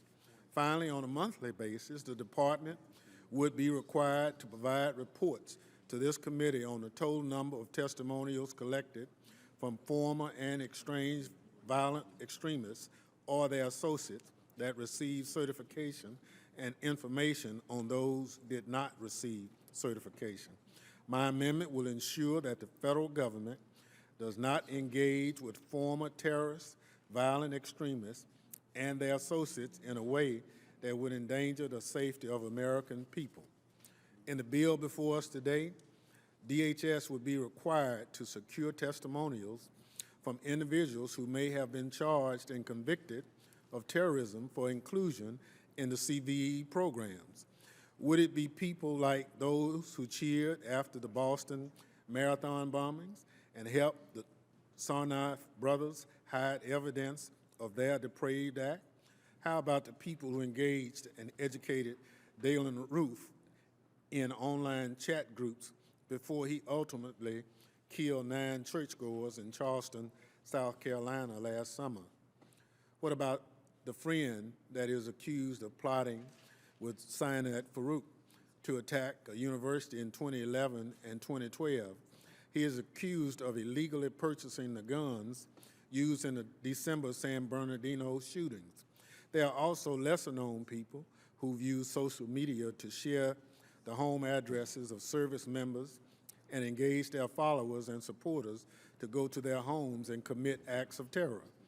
Wouldn't we want such people to be vetted and certified before requiring DHS to use their messages?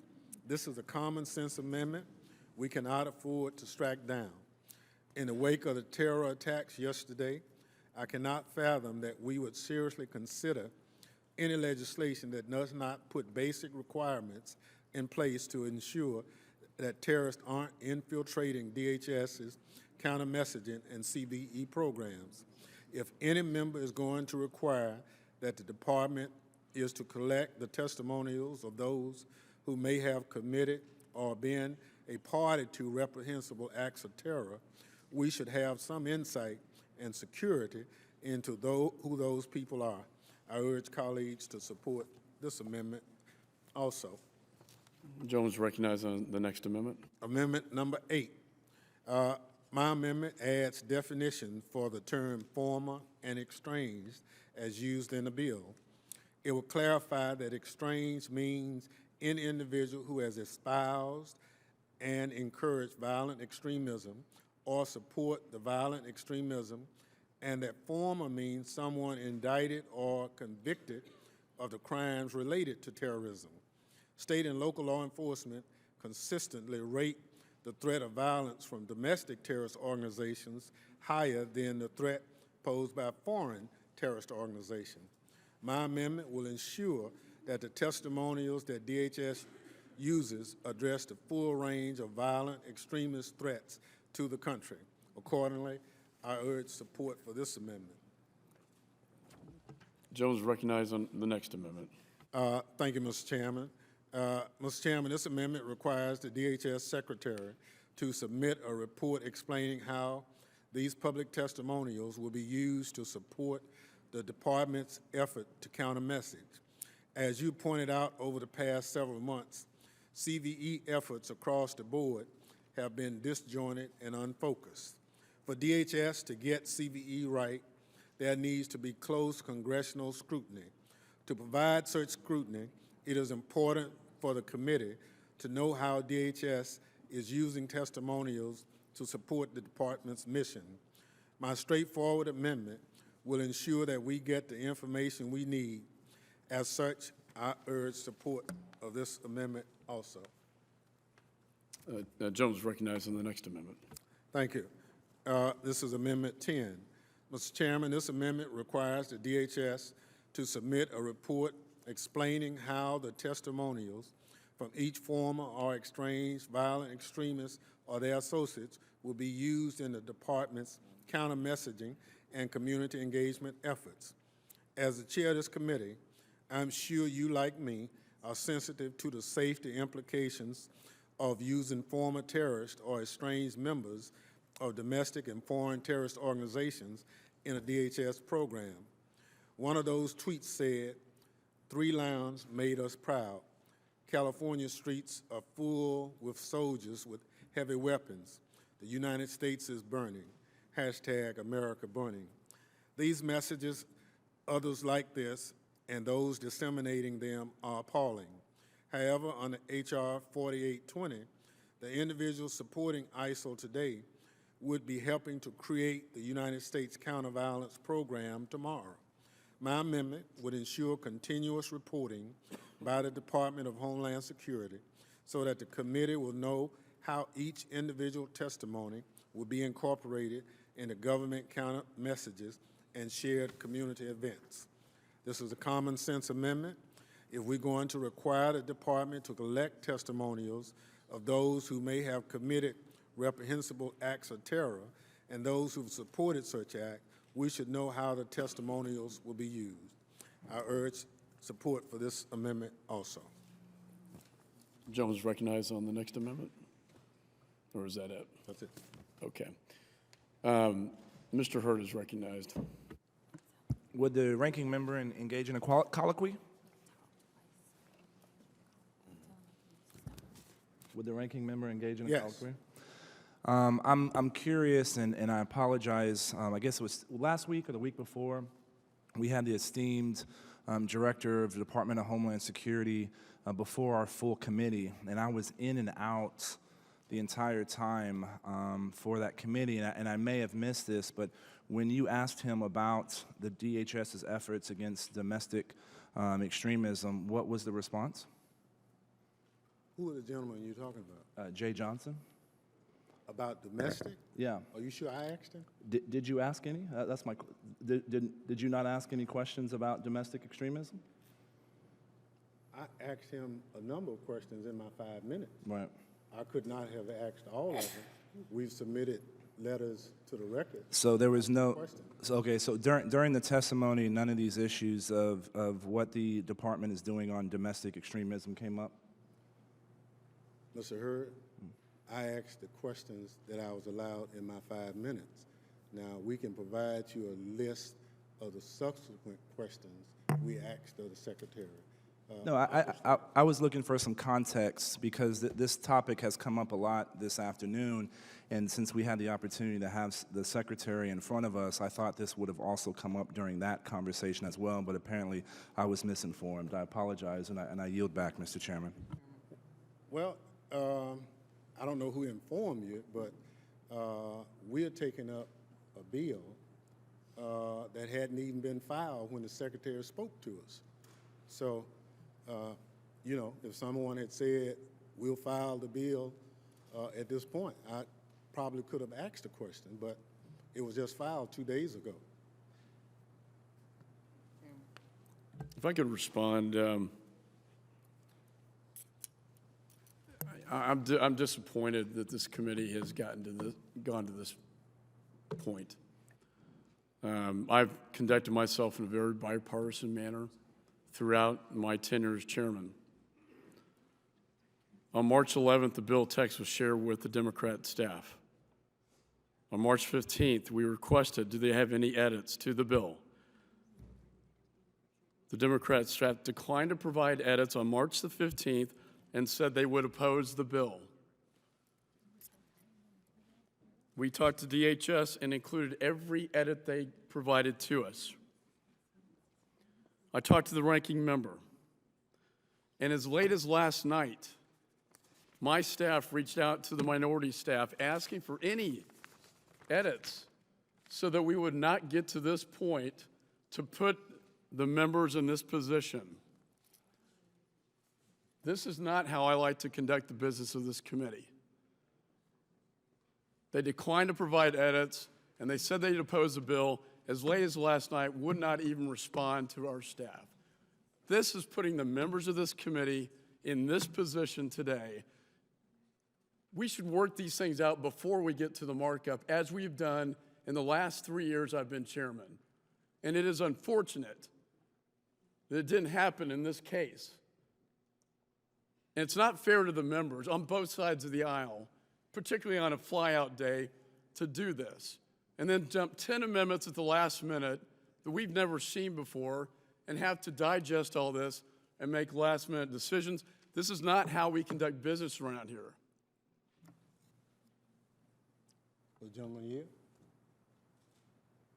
I'd be happy to yield. Well, and again, you quote timelines. We've not had any hearing on the bill. It has not gone through any regular order. The subcommittee did not hear this bill. We've not had any testimony specific to this bill. And so our unreadiness is the fact that here we are 2 days from the filing of the bill, no subcommittee hearing, no anything, and we're asking to mark it up and be silent. Well, and I'm reclaiming my time. We have had hearings on this. Talked to Mr. King, who's not here because he's probably flying back to New York. We have had hearings on this. And if the gentleman will listen, we had a bipartisan task force that had many hearings on this, consulted with many people over a matter of 6 months. And this is one of their core legislative recommendations. The task force was on foreign fighter travel. It wasn't on domestic terrorism, foreign fighter travel. That's what this bill is designed to combat. So I would disagree that we haven't spent any time on this at all. We absolutely have. And it's a really, I think, a disgrace to the members of the task force. You spent so much hard work in producing a good product that was bipartisan, and I was proud of that fact, that all of a sudden we're gonna just flush this legislative recommendation, particularly a day after the attack in Brussels, the day after a terrorist attack by ISIS. I yield back. I'd like to. The chair recognizes the gentleman. Well, again, you have your opinion, we have ours. Clearly, we understand and we have voiced support for the context of the bill. We're saying, and we want to make it a better bill. And if you take trying to make it a better bill as being against it, then, Mr. Chairman, you have interpreted the intentions of the Democrats wrong. Will the gentleman yield? If you can make it a better bill, then why, when your staff was contacted on March 11th, and then on March 15th said they would decline to provide edits and they would oppose the bill, then you and I talked, and as late as last night, we asked you for just something. How can we work together on this? Well, and you know what? Reclaiming my time. I will tell you, we got no response. No, that's not true. We submitted information, and your staff did not include the things that we asked. So, you know, you can make the statements, we can disagree. What were the edits? No, I'd like, no, if you're going to make that statement, what edits did your staff provide to mine? We will provide. What edits were provided? We will provide for the record. The answer is none. Well, I will provide for the record. No, you're providing your edits on the day of the markup. Well, That's not how we conduct This business. is not an edit. These are amendments. Do you understand the rules allow amendments to be made? And as I chairman, appreciate that, but that's not how I like to. That's not how we like to do it around here. But that's I how understand. you like to do it. You want to Has wait till the nothing- last minute, and that's has fine. nothing to do with the rules of the committee. And the rules allow for amendments. And so we are offering amendments as members of this committee. As you have every right to do. And that's all we're doing. Chairman? As you have every right to do. But I want everyone to know on the record what has happened here. And I don't think the committee was served well, or the members, as we sit here on a fly-out date in this situation. This was a recommendation from the bipartisan task force. This should not be so difficult. Mr. Chairman? Should not be so difficult. Mr. Longeman's recognized. Mr. Chairman,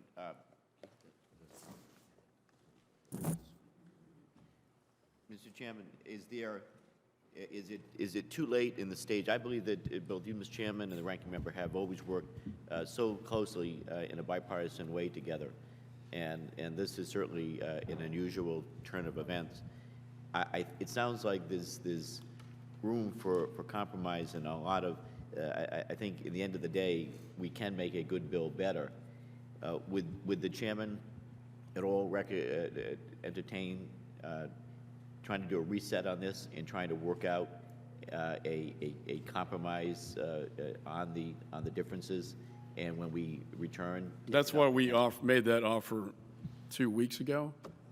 I think, particularly after what happened yesterday, we can't afford to wait.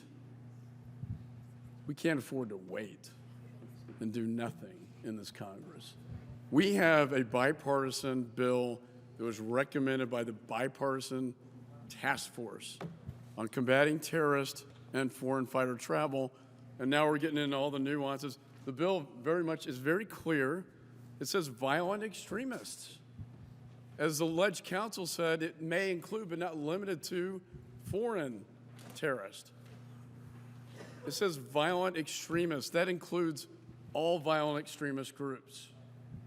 And instead, we're turning this into some racial discussion when it's not. This is about fighting the terrorists. This is about combating terrorists and foreign fighter travel. That's why the task force was set up. That's why they made the recommendations in a bipartisan way. We are just simply taking their recommendation, as we did 12 other recommendations, and turning it into legislation. Chairman? And we're turning this into a race issue, and it's not a race issue. Race? Mr. Chairman? Yes, Mr. Rogers. Reclaiming your time. Discussion is time The on the previous clock. question has not been moved at this time. Mr. Chairman, reclaiming my time? Mr. Longeman's recognized.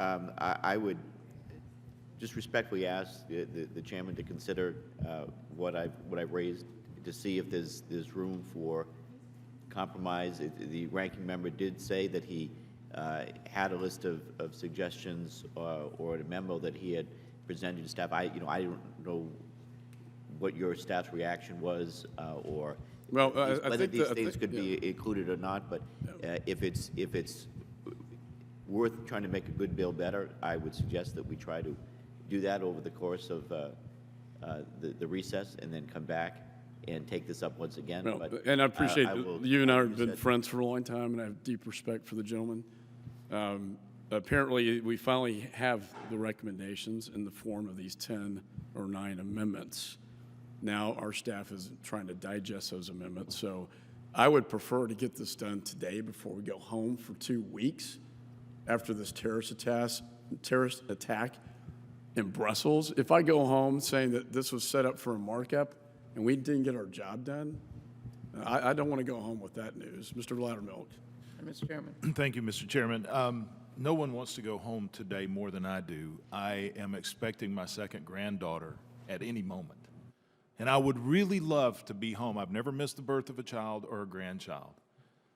But this is so important. I will stay here till we get it done because we must pass this now. The American people are tired of us promising we'll do something later, we'll do something later. I think we need to move on this now, and I would hope, Mr. Chairman, that we could call a previous question and just get moving on so we can all go back to our lives. Mr. Chairman. Ms. Jackson-Lee. Yes, let me thank the chairman very much. I know the parliamentary procedures allows for the calling of the previous question, but let me just say to my colleagues, many of us have espoused the bipartisan nature of this committee, and it is true. Why don't I ask my colleagues who have listened to Mr. Thompson's amendments to emphasize that we can both make history and we can respond to the scourge and violence and devastating acts that occurred yesterday, that occurred in San Bernardino, that occurred in Mother Emanuel at the same time. And I don't think, Mr. Chairman, we've been colleagues that this is inserting race into the question. It is inserting the broad base of terrorism in America, and it comes in many different forms. As was highlighted, it comes in the Arizona incident, it comes in the Memphis incident, it occurs in the Tennessee incident, it occurs in the Sikh temple incident. And I think these are good amendments. If we can unleash ourselves to not view these amendments in the context of race, but in the context of terrorism that is both foreign and domestic, we can debate these at a level, Mr. Chairman, as your staff reviews them, and pass this bill. Because I think the ranking member, I'd be happy to yield. The Ledge Council made it very clear that this is violent extremist, which includes all forms of extremism, as our previous CVE bill did. The language may, but not may include the following. Let's hear from the Ledge Council again. Mr. Chairman, I missed an opportunity at the beginning. It's been bothering me. I just want to qualify my statement, or actually put a predicate there, a preface rather. As we all know, Ledge Council is nonpartisan, statutorily charged under Title II. My answer to your question before, my answer to your question now, sir, is strictly legal. I cannot and do not take sides for Republicans or Democrats. The language in the bill is non-exhaustive, non-inclusive. It is extremely wide-ranging and broad. It says may include, it means it could or it could not, and it could include many or not include them. We speak colloquially as including but not limited to. But there is old case law that holds that if we were to draft including but limited to, that language would be read by courts as extremely restrictive and would actually narrow down the scope. So the current language in the bill is extremely broad-based. It does not place a limitation on anything. If I may go further, Mr. Chairman, there is one issue that addresses Mr. Thompson's amendment to insert the words domestic terrorist organization in front of. It's the First Amendment, domestic terrorist organization after or before communications with respect to foreign. I had spoken with both sides of the aisle, both staff members. If you remove the word foreign as perhaps one way to bridge some of the divide, the word foreign is obviously limiting. Let me not say that it's obviously. There is no reference in the bill currently to Section 219 of the Immigration and Nationality Act, which is 8 U.S.C. 1189. That is the designation by the Secretary of State of a foreign terrorist organization. We call that an FTO. The bill does not make a cross-reference to that, but it will likely be read to refer to that. Because of the language that precedes it, may include, it will not limit it to only that. If we remove the word foreign, rather than just say, and domestic terrorist organization, we are now within the realm of Title 18. I'm not a judiciary attorney, sir. I am a Homeland Security and Foreign Affairs attorney. But my understanding is that under Title 18, a terrorist organization, the defined term is both for foreign and domestic and goes extremely broad. It will include even one person acting with another, so as few as two people together is an extremely broad-based definition. I'm happy to answer any other further questions you may have. I hope that helps to clarify some matters. Thank you.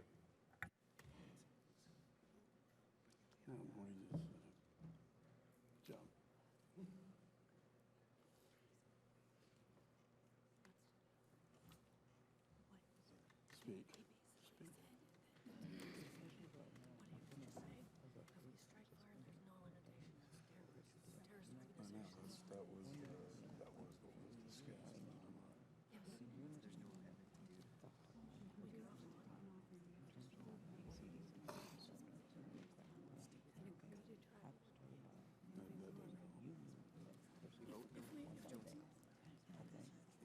You know what?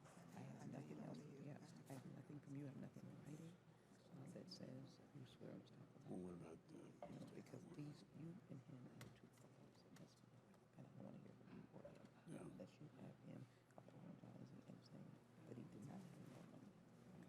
Because No. I still need it right now.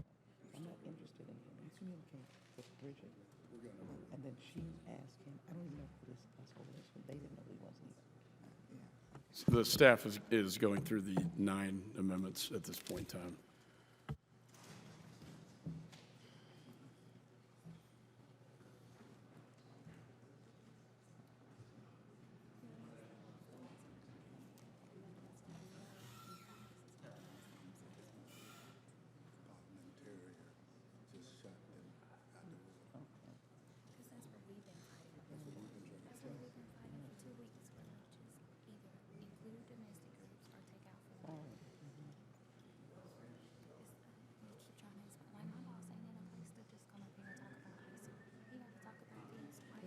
That's what I said. There are so many incidences. We could make history as a Homeland Security Committee. The news would be that we took a stand against all forms of terrorism.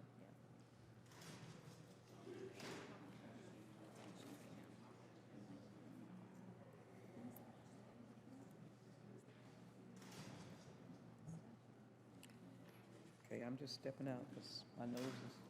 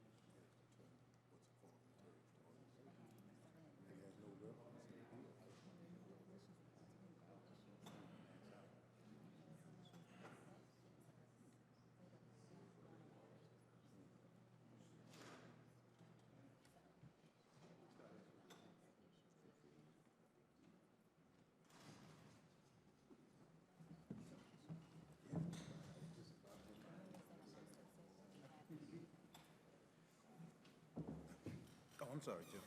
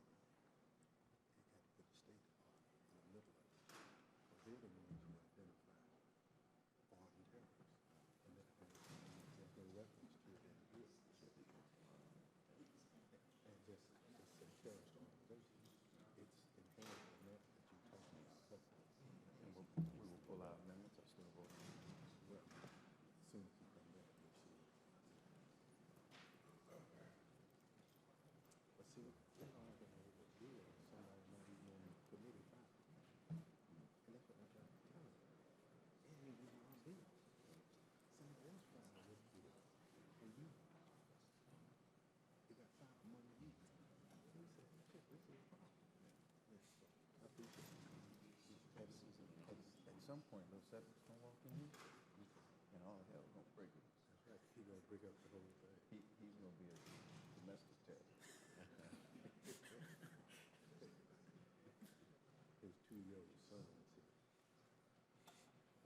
AKA domestic terror.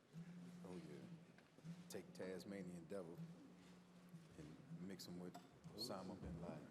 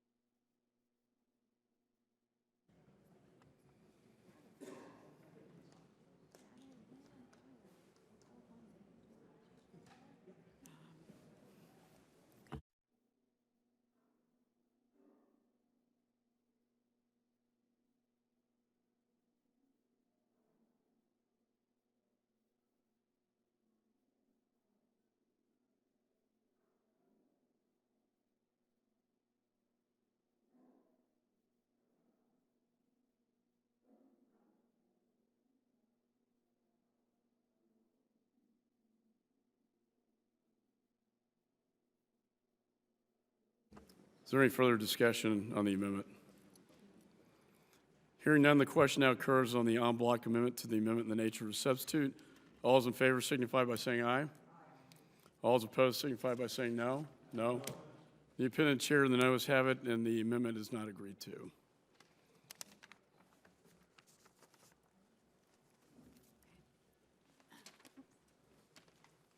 There being no further discussion, the question now occurs on the amendment in the nature of a substitute offered by Mr. Katko. All those in favor signify by saying aye. Aye. All those opposed signify by saying no. In the opinion of the chair, the ayes have it. The amendment in the nature of a substitute is agreed to. Question now occurs in reporting the bill. I'm just getting the language. I have. Sure.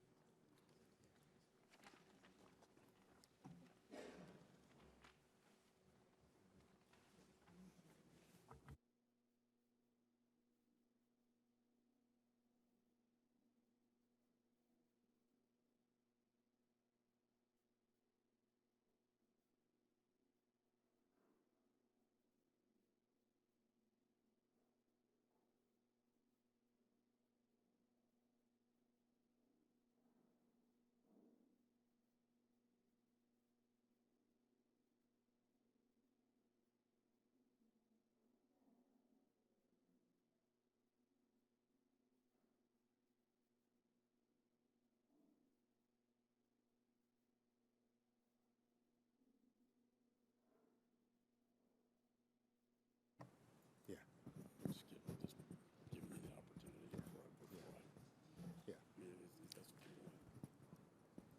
before I. Thank you, Mr. Chairman. In light of the parliamentarians' clarification and interpretation of this bill, I ask for a recorded vote on the en bloc amendments.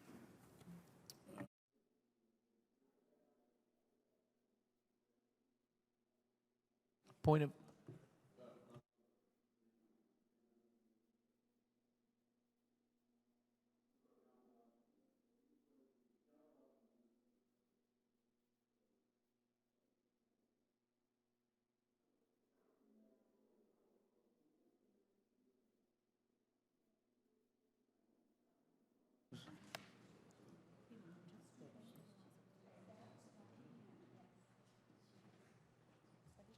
A recorded vote has been called. The clerk shall call. Mr. Smith. Mr. King. Mr. Rogers. Just say, there's been confusion here. Mr. Thompson asked for a recorded vote on the en bloc amendment. That has already been voted down. What we are voting on right now is the final passage of the amendment. We're voting on the amendment in the nature of a substitute. Katko's amendment. No, no, the point is it was voted down by voice vote, and I asked for a recorded vote. But you didn't ask in time. Right, I moved on to the ANS. No. There being no further discussion. Because I caught you. and Will the said- clerk provide some clarification? The amendment on number 1B, offered by Mr. Thompson, the en bloc amendment, was not agreed to by voice vote. The next motion was not on agreeing to the amendment in nature substitute, which was agreed to by voice vote. Would the chairman yield? Would the chairman yield? In the spirit of collegiality, Mr. Chairman, I did not cast a, it was a voice vote, but I would ask for reconsideration for the en bloc to be taken by voice vote. Mr. Chairman, point of All right, Mr. Perry is recognized. the vote's been taken. I understand people weren't here, and I understand, but we spent a lot of time here, and everybody knows this has been going on. You paused for an inordinate amount of time after the en bloc vote. The gentleman had to I thought you were waiting for a roll call vote, which none was called for, and you moved on. With all due respect, thank you, Mr. Chairman. If we lose it, we lose it, and that's all I'm trying to say. There was a vacuum, but there was not a comment, and now the gentleman is making his request for a roll call vote.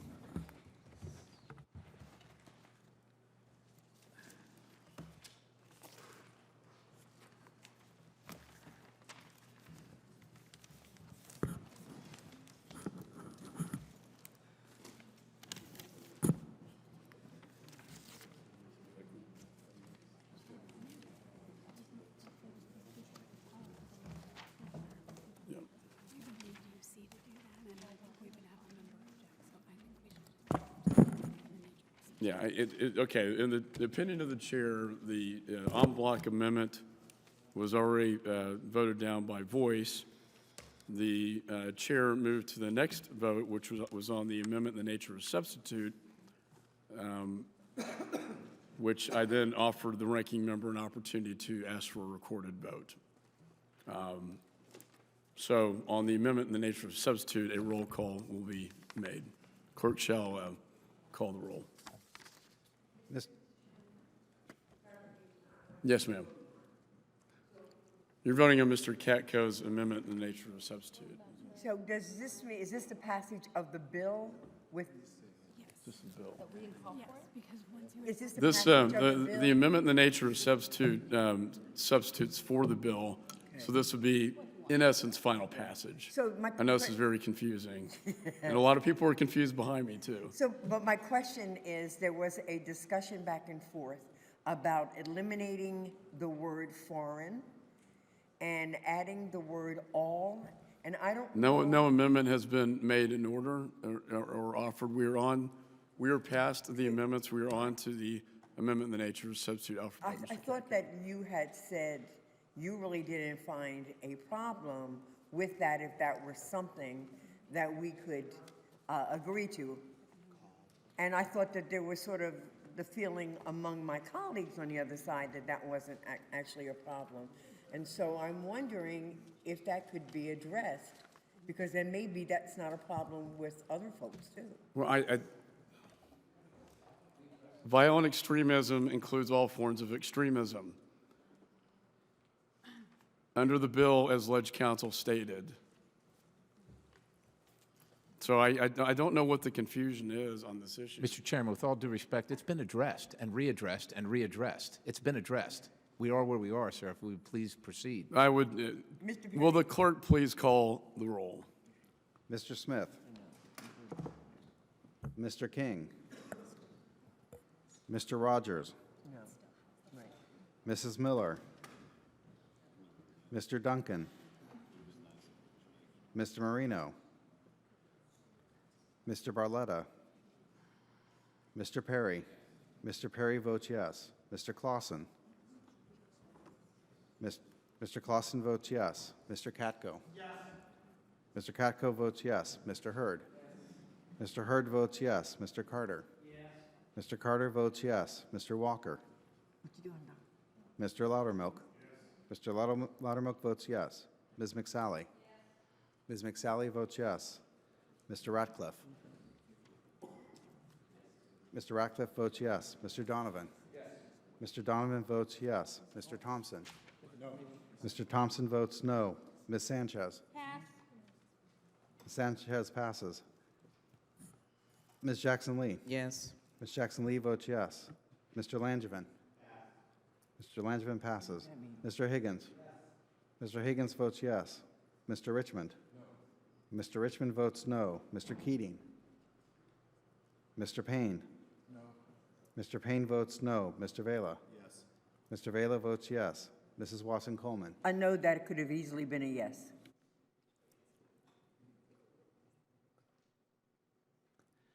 Ms. Rice. Ms. Rice votes yes. Mrs. Torres. Mrs. Torres votes yes. Mr. Smith. Mr. King. Mr. Rogers. Mrs. Miller. Mr. Duncan. Mr. Marino. Mr. Barletta. Mr. Walker. Ms. Sanchez. Mr. Langevin. Mr. Langevin votes aye. Mr. Keating. Mrs. Watson-Coleman. Mrs. Watson-Coleman votes no. The chairman is not recorded. I vote yes. How's Ms. Sanchez recorded? Ms. Sanchez is not recorded. No. Ms. Sanchez votes no. Are there any other members in the room who wish to be recorded? The clerk will report the tally. Mr. Chairman, on that vote, there were 16 yeas and 5 noes. The ayes have it. Mr. Chairman, The gentlelady from Texas is I'd like unanimous recognized. consent to speak out of order. I think this is one of the committee's lowest moments. I couldn't agree with you more. And, we probably have different perspectives. My seniority on this committee I take seriously, but I take the respect for this ranking member and the chairman even more seriously for their commitment to Homeland Security. This could have been an historic moment. Now, I'm going to ask that these amendments that Mr. Thompson has be considered collectively as just as this bill popped up with no number, as an effort, freestanding opportunity. You're going to send this bill to the floor, I assume, as a suspension bill that will give no opportunity for the comfort of those of us who believe that Mr. Thompson was clearly right. It could have been solved as well by accepting a reconsideration call and allow the vote on the en bloc amendments that Mr. Thompson so kindly yielded to you, Mr. Chairman. He yielded to you to do them en bloc, and he deserves a roll call vote, which we did not get. And I think that in the midst of tension, we listen to voices that have not been used to us being bipartisan on this committee, because we have. And I think the pushing forward on this without the opportunity to cast a vote for Mr. Thompson's amendments is both a disappointment, but is an outrage. Let me say this, that I'm immersed in Homeland Security. I believe that we have an ultimate responsibility, but the shedding of blood is the shedding of blood. And if you shed blood in St. Emmanuel's through terrorism, it is the same blood that's shed in Brussels. And people of color, African Americans in particular, and Latinos, have experienced where blood has been lost through violent attitudes and violent actions. That is what Mr. Thompson has been trying to portray, not divisiveness, not partisanship, and you lost a moment of our history here. And I do not like to see this kind of divide. I'd ask the staff on the other side, everyone has a one-upmanship about who called whom, but it certainly did not count for counseling the chairman, even of his own free will, that we could not have had a freestanding vote on Mr. Thompson's amendments. That is what we asked for. And I would like for there to be that opportunity. Procedurally, Yeah, let me just It is say, possible. the time had expired on that vote. I understand, Mr. Chairman. The You final understand what I'm passage was saying. getting ready to occur, and I went to Mr. Thompson and said, would you like a recorded vote at that time? The final passage was getting ready to happen on But did you voice. ask him But let for- me say this. I've always worked in a bipartisan way. I'm always open to making bills better. We can still work on this before it goes to the floor. Having said that, we just received these amendments. I've asked for edits. We've asked for your input on this bill for weeks, and we just got it on a flyout day. We just got it. And so if there are things in there that we can add before it goes to the floor in suspension, then I'm always open to making bills better. Well, Mr. Chairman, if you would yield, I'm not speaking for the approach legislatively that the ranking member is made, but I will tell you that his amendments were brilliant.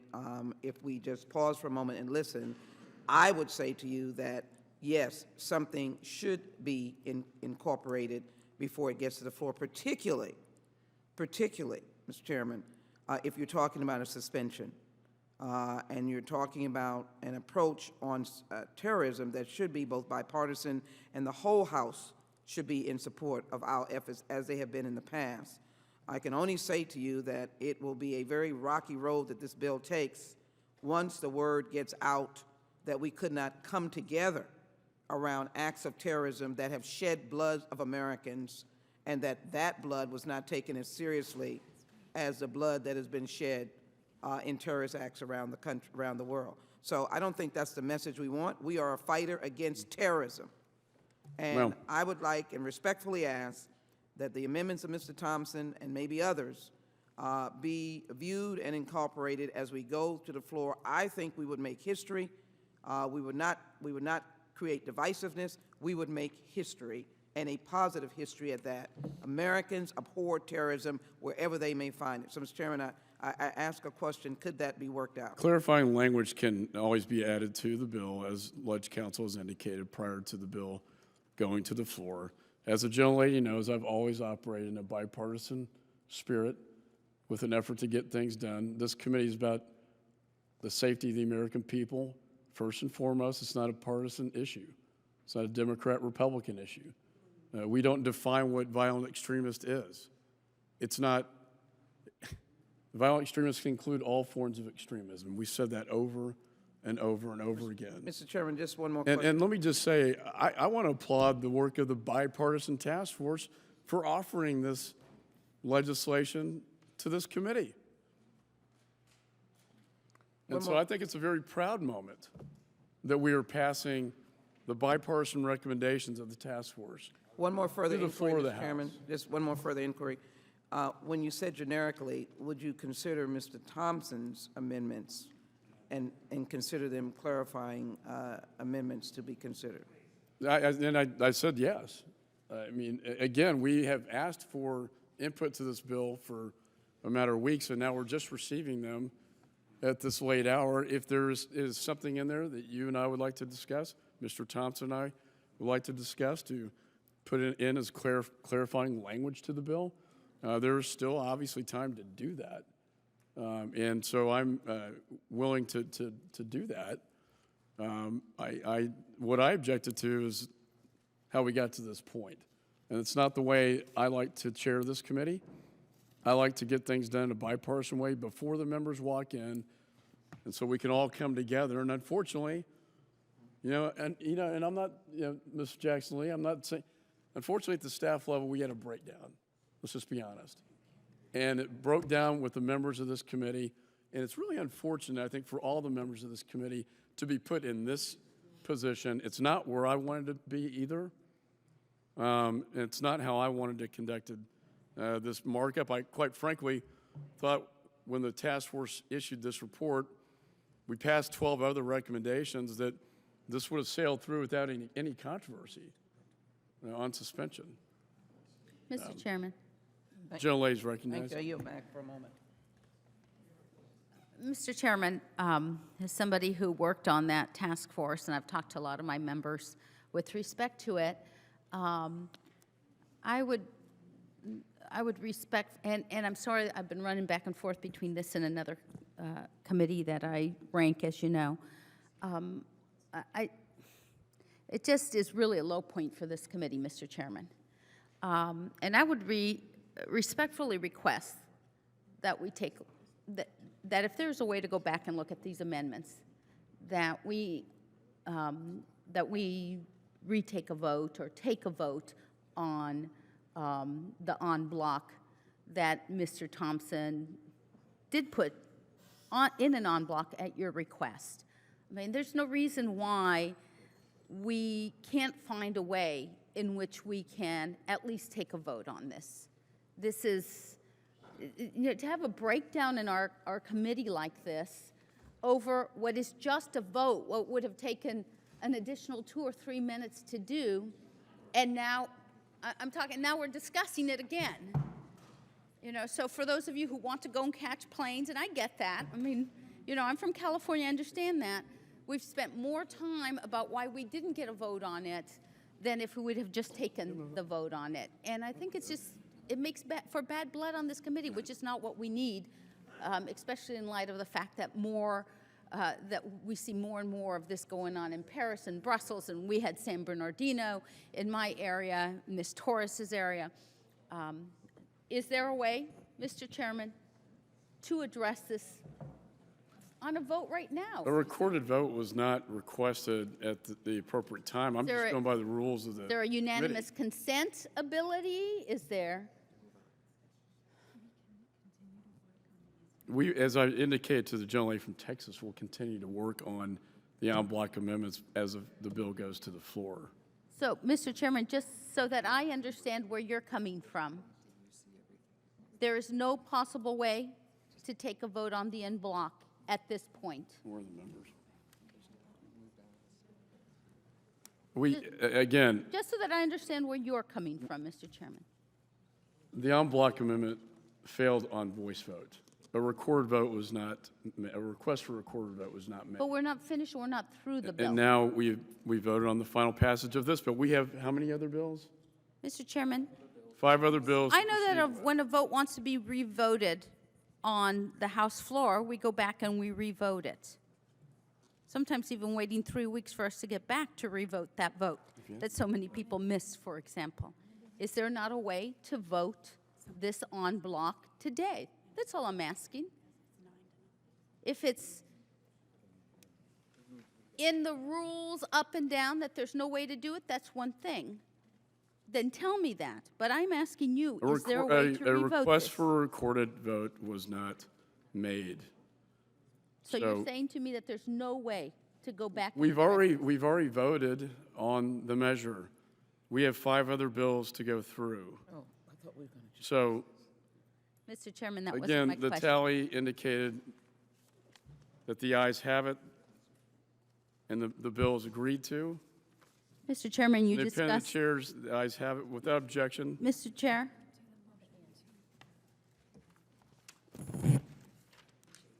You discussed the fact that the breakdown was at the staff level, and that now it has poisoned the well at the member level.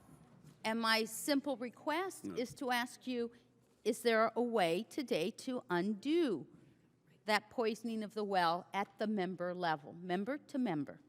Again, a recorded vote was not requested. It failed on voice vote, and that is the ruling of the chair. The question now occurs in reporting the bill, H.R. 4820, to the House with a favorable recommendation. All those in favor signify by saying aye. Aye. All those opposed signify by saying no. No. In the opinion of the chair, the ayes have it. And the motion is agreed to. Without objection, the motion to reconsider is laid on the table. Staff is authorized to make any technical and conforming changes. I now ask unanimous consent that the remaining bills use the amendment roster that was distributed to members, and without objection, so ordered. I now call up to be considered en bloc the remaining bills, H.R. 4509, the State and High-Risk Urban Area Working Group Act, H.R. 4549, the Treating Small Airports with Fairness Act, H.R. 4698, Securing Aviation from Foreign Entry Points and Guarding Airports through Enhanced Security Act, H.R. 4780, the Department of Homeland Security Strategy for International Programs Act, and H.R. 4785, the DHS Stop Asset and Vehicle Excess Act. Without objection, the appropriate subcommittees are discharged. Bills were circulated in advance, and printed copies are available. The clerk shall designate the bills.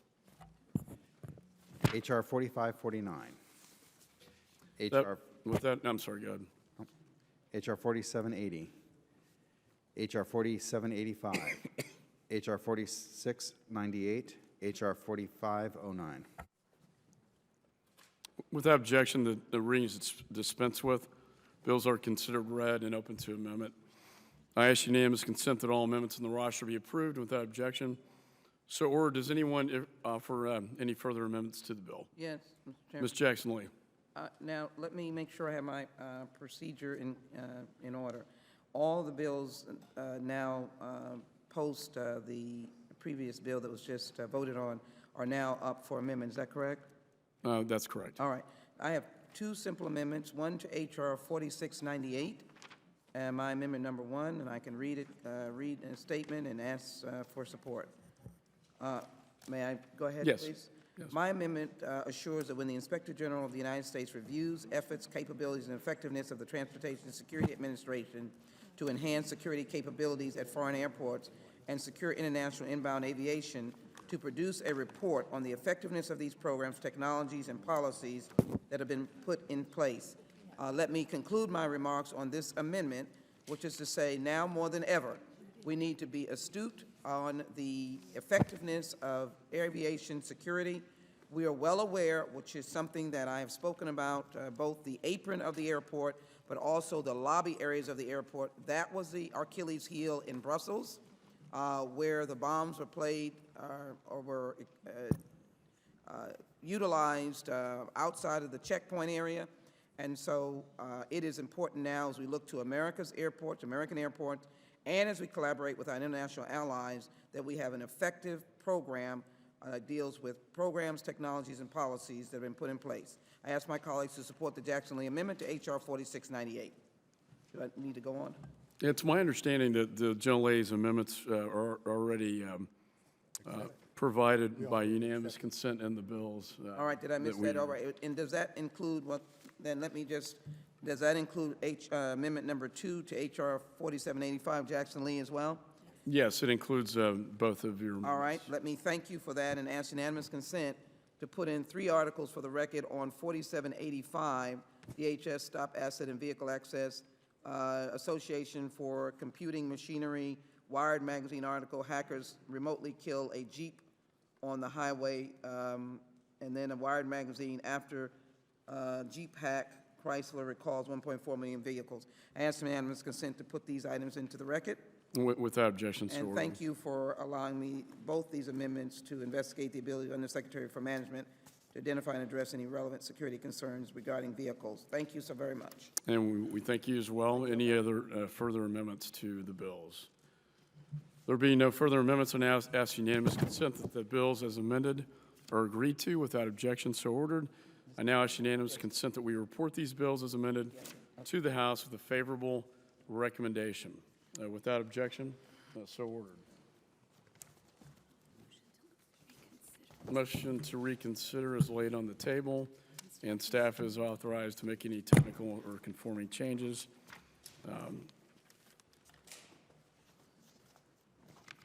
That concludes consideration of the bills noticed by the committee today. Mr. Chairman, pursuant to Rule 22, Clause 1 of the Rules of the House, I move that the committee authorize the chairman to offer such motions as may be necessary in the House to go to conference with the Senate on the bills reported by this committee today or on similar Senate bills. Without objection, the motion is agreed to. Mr. Chairman, Ranking members recognized.